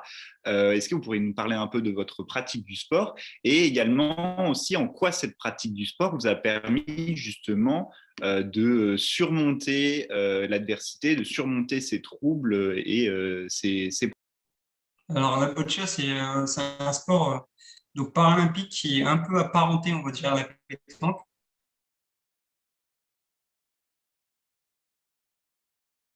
C'est un sport qui se joue donc de cuir, qui se joue en salle. Ça ressemble à la pétanque parce qu'en fait, le principe, c'est le même. C'est de rapprocher ces 6 balles rouges et ces 6 balles bleues de la balle blanche qui s'appelle le cochonnet à la pétanque. Et nous, la boccia, c'est le jack. Et ça se joue en 1 contre 1 ou en 2 contre 2. Donc, du coup, en fait, il va y avoir un tirage au sort où le premier, pour définir la couleur. La couleur, donc selon la couleur, si moi je suis rouge et que l'adversaire est bleu, il y a 2 manches rouges, 2 manches bleues. Et le but est de lancer une première fois cette balle blanche avec la première balle rouge. Et après, tant que le bleu n'a pas récupéré le point, c'est toujours à lui de jouer. Donc, c'est un peu dans cet esprit de pétanque, mais aussi de mise en échec. j'insisterai bien sur la mise en échec parce que la boccia, c'est de pouvoir mettre en échec son adversaire avant qu'il soit trop tard, quoi, voilà. Et donc, ça se pratique vraiment en salle. Et donc, j'ai découvert ce sport en 2006 à Cambrai, donc du coup, à la date, pour le coup, en arrivant dans un centre très bien structuré. Il proposait beaucoup de sports. J'ai pu faire du full fauteuil, mais pour des questions de budget, c'était pas possible de continuer. Donc, on m'a fait découvrir d'autres sports. J'ai fait de la sarbacane, où j'ai été 7 fois champion de France de sarbacane. Mais c'est pareil, au-delà des 20 ans, ce sport n'est plus reconnu à l'international, tout simplement. Donc, après, j'ai fait un peu de sarbacane et de la boccia. Et j'ai grimpé, j'ai joué un peu c'était un peu du loisir au début, parce que je suis pas trop sport de boule à part le football, j'aimais beaucoup le football, mais c'était pas possible pour moi de continuer là-dedans, du coup. Du coup, je me suis rabattu un peu sur la boccia et de fil en aiguille, franchement, ça a commencé j'ai commencé vraiment à kiffer, quoi, à aimer. Et je me suis retrouvé dans des compétitions régionales. J'ai commencé les compétitions aussi nationales à Marseille en 2010. Et puis, depuis ce temps-là, je suis 5 fois champion de France. Donc, depuis 2010, je suis 5 fois champion de France. Médaillé d'or au championnat d'Europe de 2019 à Séville. On a 4 médailles d'or aussi en équipe au total. Et j'ai une médaille d'argent à rugby en 2018 en Italie. Donc voilà un peu pour mon palmarès au niveau de la boccia. Et ce qui nous a aussi permis de cette qualification pour les Jeux paralympiques à Tokyo. Pour la première fois aussi, c'est un honneur déjà de pouvoir défendre son pays. Je suis pressé, quoi. Je suis excité, je suis pressé, mais aussi notre fierté, c'est de pouvoir aussi défendre mon pays en équipe, mais aussi en individuel, parce que j'ai pu me qualifier à la boccia, j'ai pu me qualifier aussi en individuel. Donc je serai là-bas tout en équipe et en individuel. Merci beaucoup, Samir, pour votre témoignage et ce magnifique palmarès. Et évidemment, on vous souhaite beaucoup de courage et voilà pour vos projets futurs. Peut-être que Monsieur Maxime Accor, vous souhaiteriez rebondir un peu sur l'aspect un peu plus médical de ce que Samir a pu vivre, avant qu'on retourne ensuite sur l'idée, donc cette idée du sport, mais dans cette situation actuelle. Alors, je pense, enfin, Samir en parlera beaucoup mieux que moi quand même, mais l'intérêt dans des centres tels que celui qu'il a connu est également de me proposer d'autres activités qui vont être adaptées justement. C'est-à-dire que montrer que même s'il y a une perte de capacité, s'il y a une perte de capacité en général, il y a la possibilité de se tourner vers autre chose, de faire d'autres choses, que la vie continue, qu'il y a moyen de s'épanouir ailleurs. Et c'est le rôle également, je pense, c'est ce que Samir, j'imagine, a dû vivre lors de sa prise en charge dans le centre. Enfin, après, je ne sais pas si je me trompe, mais c'est également le rôle, notamment des enseignants en activité physique adaptée, de proposer de proposer ce genre de choses, montrer qu'il y a d'autres pratiques qui existent. C'est bien ça. Vous ne vous trompez pas, c'est bien ça. Puis en plus, il y a pas longtemps, depuis 4 ans, dans le centre où j'étais, ils ont ouvert il y a un groupe maintenant de TCA aussi, pour tout ce qui est troubles de comportement alimentaire. Et donc, ils accueillent des jeunes gens qui sont atteints d'anorexie, mais aussi d'obésité, et au mieux les accompagner. Et franchement, ce qu'ils ont fait, c'est super, quoi. C'est super de pouvoir avoir une évolution aussi dans les structures qui n'ont rien à voir. En fait, c'est vraiment des structures pour personnes. Moi, je sais que dans le centre où j'étais, il y avait beaucoup de myopathie, voilà, c'était beaucoup de tout ce qui était myopathie, tout ça, et ils ont pu faire un groupe vraiment de tout ce qui est trouble du comportement alimentaire, et j'ai trouvé ça top. Alors, est-ce que je peux me permettre Bien sûr, je vous en prie. faire une remarque et de m'adresser à Samir? Votre témoignage me touche beaucoup, au-delà de la performance et des médailles et de ce que vous avez enduré pour pouvoir arriver à ce niveau-là. Ce qui me paraît vraiment touchant, émouvant, et j'avais envie d'avoir votre retour sur ça, c'est que au fond, j'ai l'impression que ce qui a été porteur pour vous, c'est partant d'un handicap qui vous amenait à voir vos activités se réduire de plus en plus, réussi à transcender cet handicap pour en faire quelque chose qui porte sens dans une dimension collective. Et j'entends ces paroles en disant je suis fier de pouvoir représenter la France aux Jeux Olympiques de Tokyo.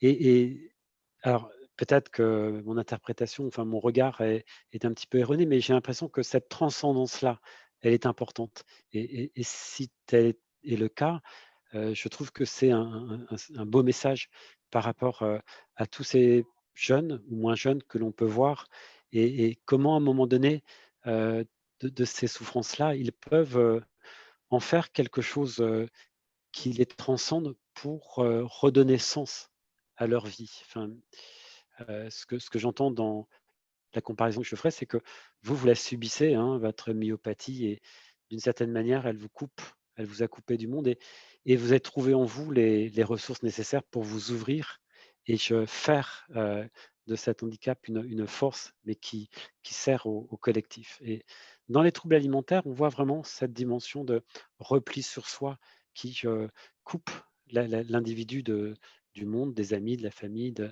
et que tout l'enjeu, au final, c'est de pouvoir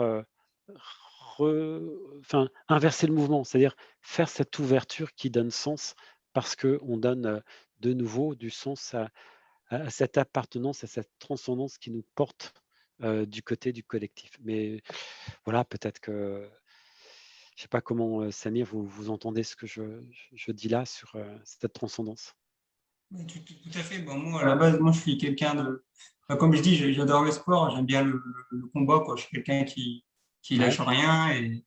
Mais au-delà de ça, la chose que je pourrais dire aussi aux gens qui nous écoutent et puis à tout le monde, quoi, c'est qu'il faut pas garder les choses pour soi.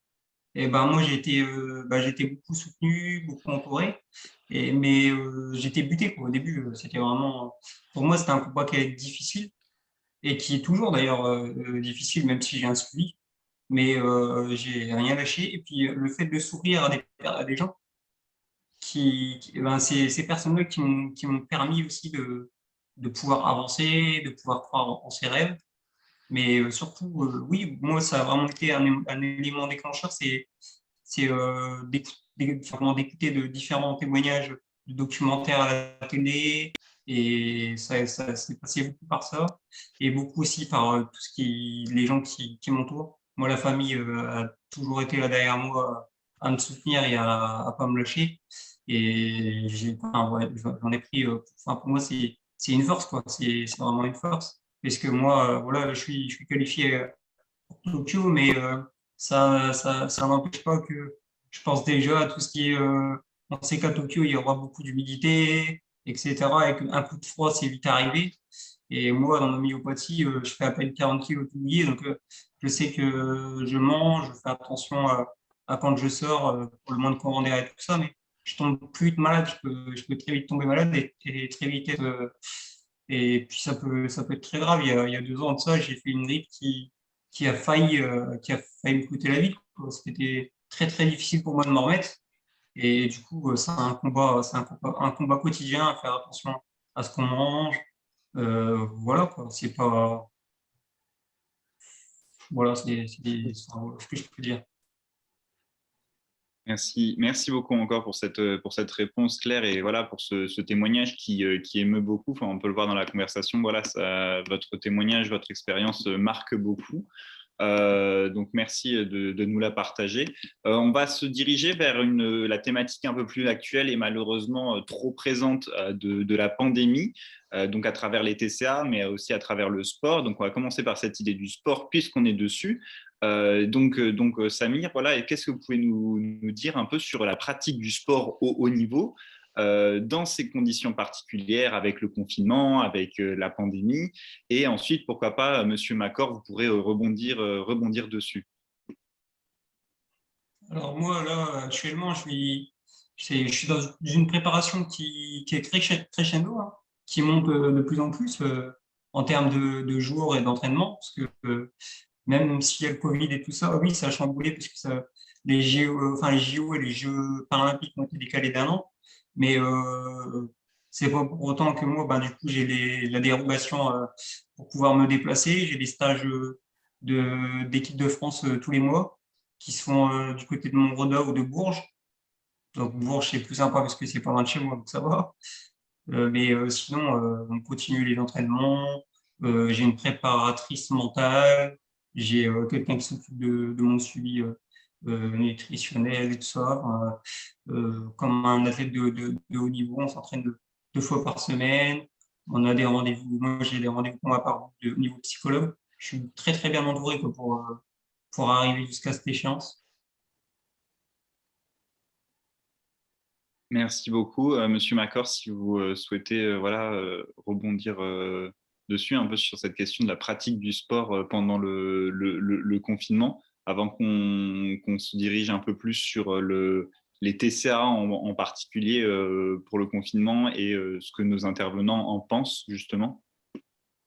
La pratique du sport lors du confinement, c'est ce je rebondis un peu sur ce qui a été dit quelques minutes, notamment sur le fait qu'on fait, entre guillemets, un peu culpabiliser sur le fait qu'on va moins bouger, que nous sommes confinés, qu'on va donc forcément prendre du poids parce que les personnes vont rester, ce qui a d'ailleurs engendré au premier confinement cette mode du jogger. Tout le monde s'est improvisé jogger parce qu'en plus, c'est devenu, l'incitation à bouger est devenu un moyen de sortir de chez soi légalement. Donc c'est pendant le confinement, on a favorisé un peu comment dire, tout un terrain pour éventuellement une TCA, on en parlera après. Mais effectivement, pour le confinement, beaucoup se sont improvisés joggers.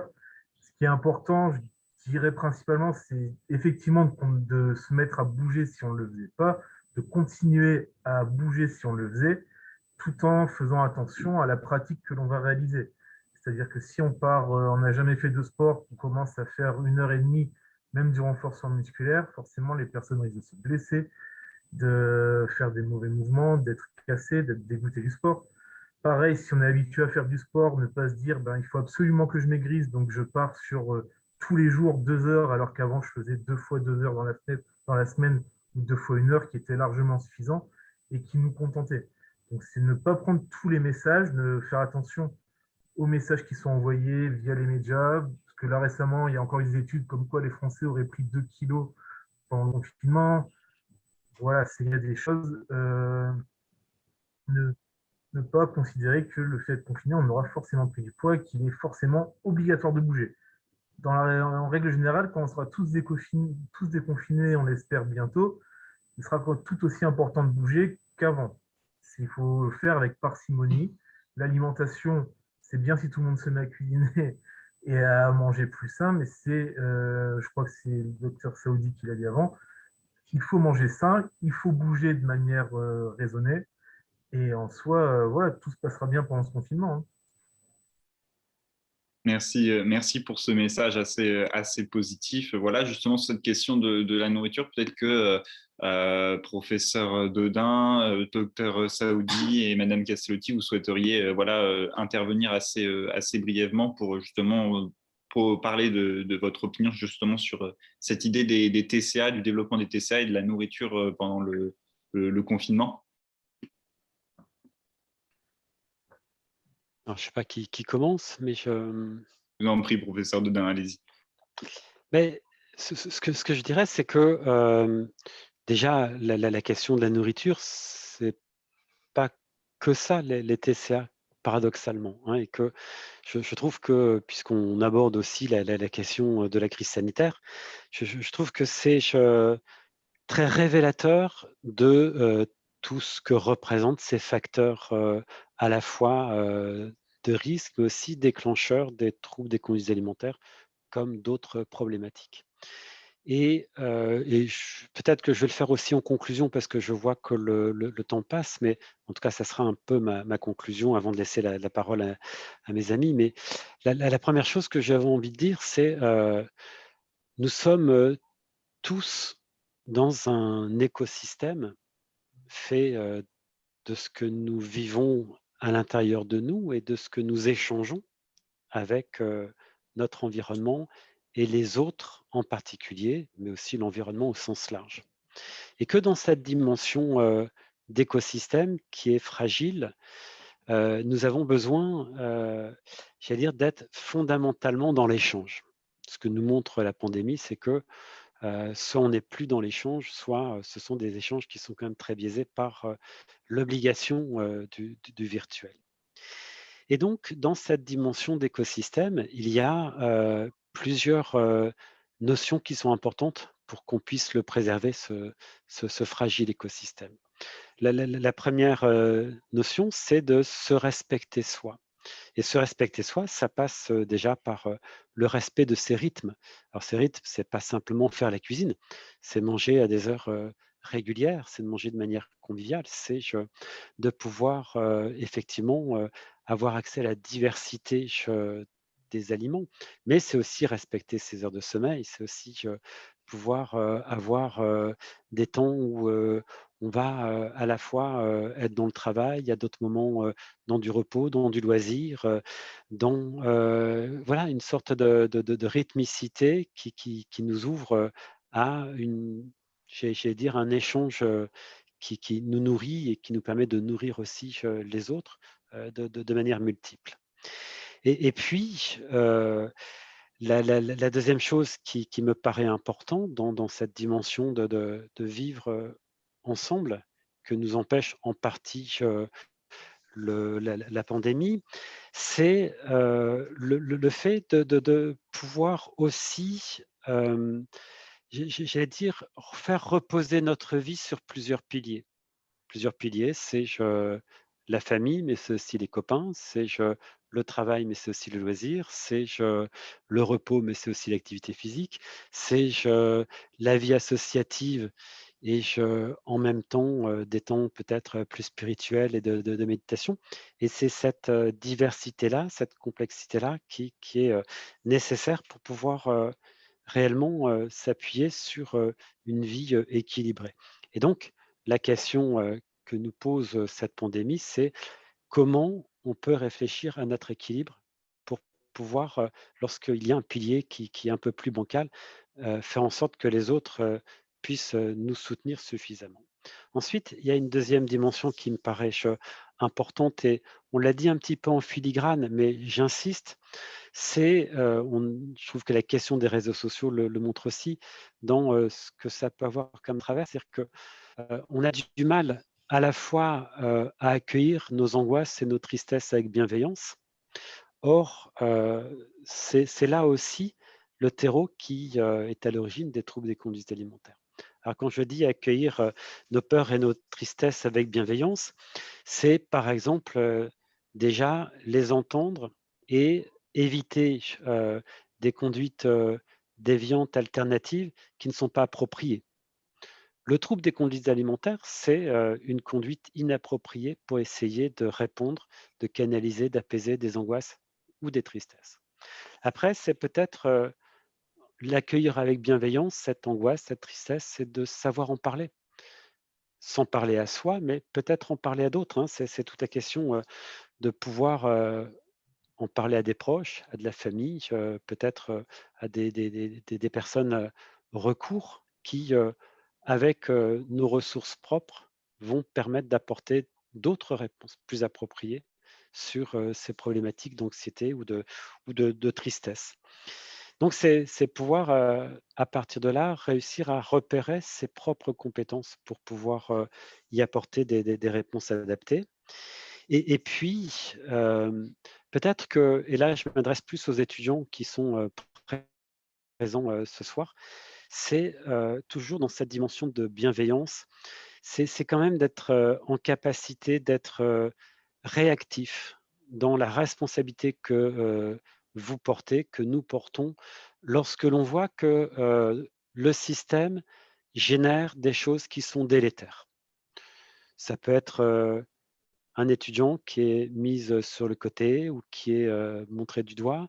Ça peut être aujourd'hui, heureusement, on a fait, depuis que moi j'ai commencé mes études de médecine, énormément de réflexions, de progrès et de cadres par rapport à ça, mais des bizutages qui ont pu avoir eu des conséquences très délétères sur des jeunes qui arrivaient comme ça en fac. Ça peut être ce qui peut se passer dans des soirées où il y a, j'en sais rien, à la fois sous l'emprise de l'alcool, de drogue, des comportements qui ne sont pas corrects par rapport à autrui. Et j'avais envie de poser dans cette question de accueillir ces peurs et ces tristesses avec bienveillance, c'est aussi les repérer en tant qu'observateur extérieur pour pouvoir être un acteur sur le système en général, pour pouvoir changer les choses et faire que ça soit aussi un acte de prévention. Et donc, j'avais envie de m'arrêter sur ça, c'est-à-dire, poser la question de notre équilibre au sein d'un écosystème qui passe par prendre soin de soi, mais aussi préserver et privilégier les échanges avec nos environnements dans sa diversité, dans sa pluralité. Et puis, c'est peut-être pour l'ensemble des citoyens, que ce soit à l'université, que ce soit à l'extérieur, que ce soit dans la rue, que ce soit à la maison, d'être aussi en capacité d'avoir le courage de venir à certains moments dénoncer les choses quand on sent qu'elles sont délétères pour un certain nombre de nos concitoyens. Voilà ce que j'avais envie de dire moi en conclusion et je vous restitue la parole. Merci beaucoup, professeur Dodin. Docteur Saoudi, vous souhaiteriez répondre aussi, voilà, pour conclure assez brièvement peut-être? En fait, c'est vrai que beaucoup de choses ont déjà été dites, hein. Cette pandémie, pour répondre à la question qui était posée, ça a été un révélateur de certaines de nos failles.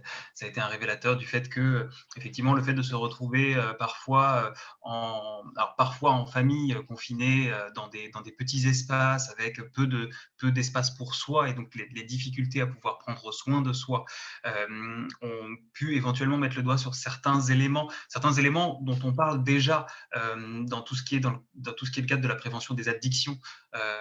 En particulier, je pense au développement des compétences psychosociales des enfants.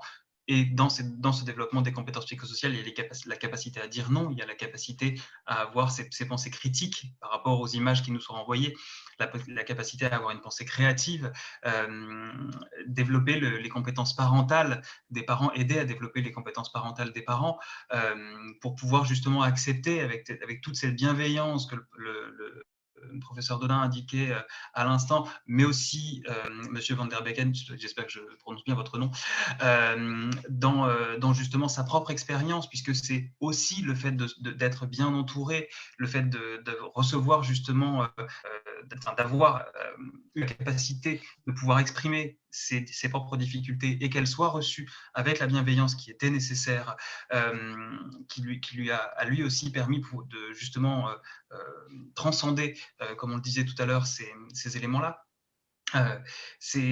Donc, cette pandémie a été un de ces révélateurs, et ça a effectivement nous, en tant que professionnels de santé, je parle au nom de l'ensemble des professionnels de santé, et je ne pense pas me tromper en disant que ça a pu nous mettre nous aussi en difficulté, parce que cette vague, on l'a reçue et on la reçoit encore, et on a encore énormément effectivement de personnes qui demandent de l'aide, qui demandent du soin, et autant de familles qui sont en difficulté. Je rejoins tout à l'heure ce que disait Daniel Castellotti sur le positionnement des familles, la famille qui change avec l'apparition du trouble, mais aussi du coup la famille qui a changé durant ces différents moments de confinement, et avec justement tous ces troubles qui ont pu se développer, autant d'éléments qui ont été révélateurs en fait de nos fragilités, et qu'il est nécessaire de modifier. Et je rejoins tout à fait le professeur Dodin, du coup je profite aussi du témoignage de Samir pour dire que oui,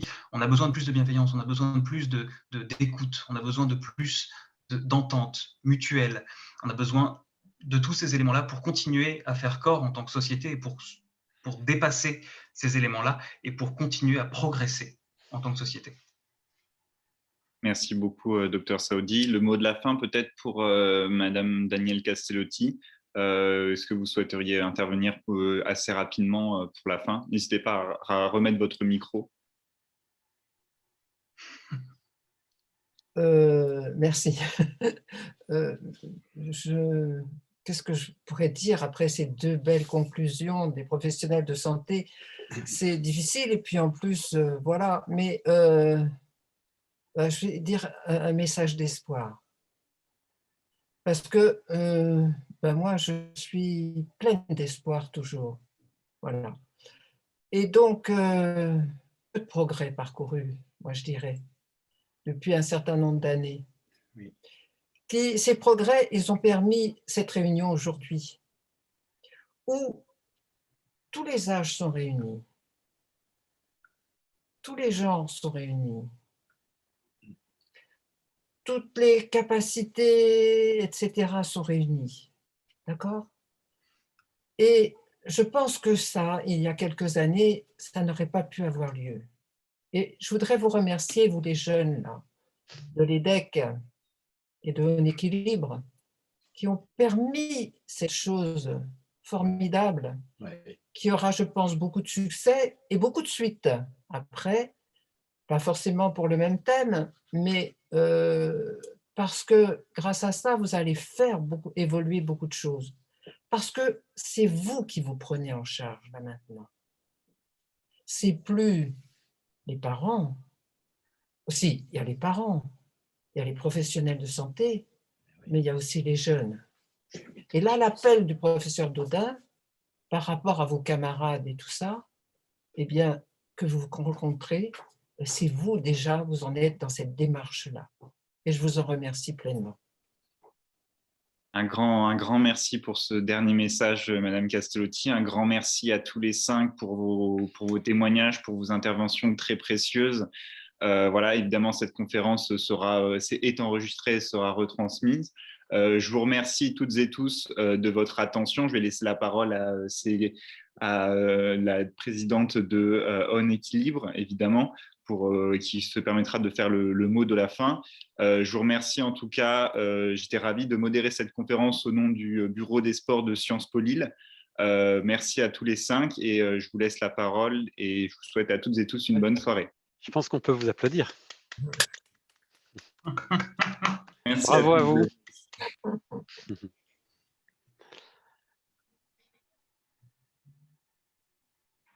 Célia, du coup, si tu souhaites intervenir. Oui, très bien, merci beaucoup. Donc, tout d'abord, au nom de toute l'équipe On Équilibre, nous vous remercions vraiment pour votre confiance et l'intérêt que vous avez porté à ce projet. Voilà, c'est un projet que nous montons depuis un moment déjà. L'échange a vraiment été très intéressant, enrichissant, émouvant et constructif. Voilà, vous avez chacun apporté votre point de vue pour nous offrir un contenu le plus complet possible. Alors, merci sincèrement à tous les intervenants de nous avoir partagé leur expérience. Également, merci à M. Planck, qui est responsable des sports à l'EDEC, et M. Bigot, directeur de la Ligue Hauts-de-France des sports universitaires, d'avoir permis la création et la mise en place de ce projet. Donc voilà, nous sommes très reconnaissants du temps et de l'importance que vous nous avez tous accordé. Et encore une fois, n'hésitez pas à nous contacter si vous avez la moindre question. La webconférence sera rediffusée via un lien sur nos réseaux sociaux et également le 2 juin lors de la Journée mondiale des troubles alimentaires. Voilà, merci encore à tous. Ils avaient dit qu'ils passeraient le tour.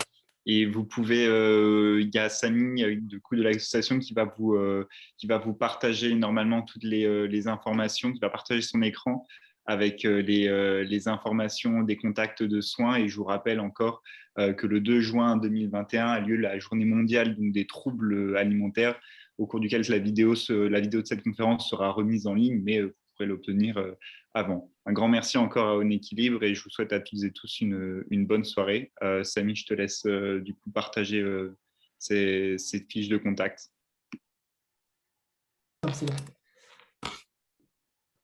Donc voilà, vous pouvez voir les principaux contacts. Évidemment, hein, il en existe bien d'autres.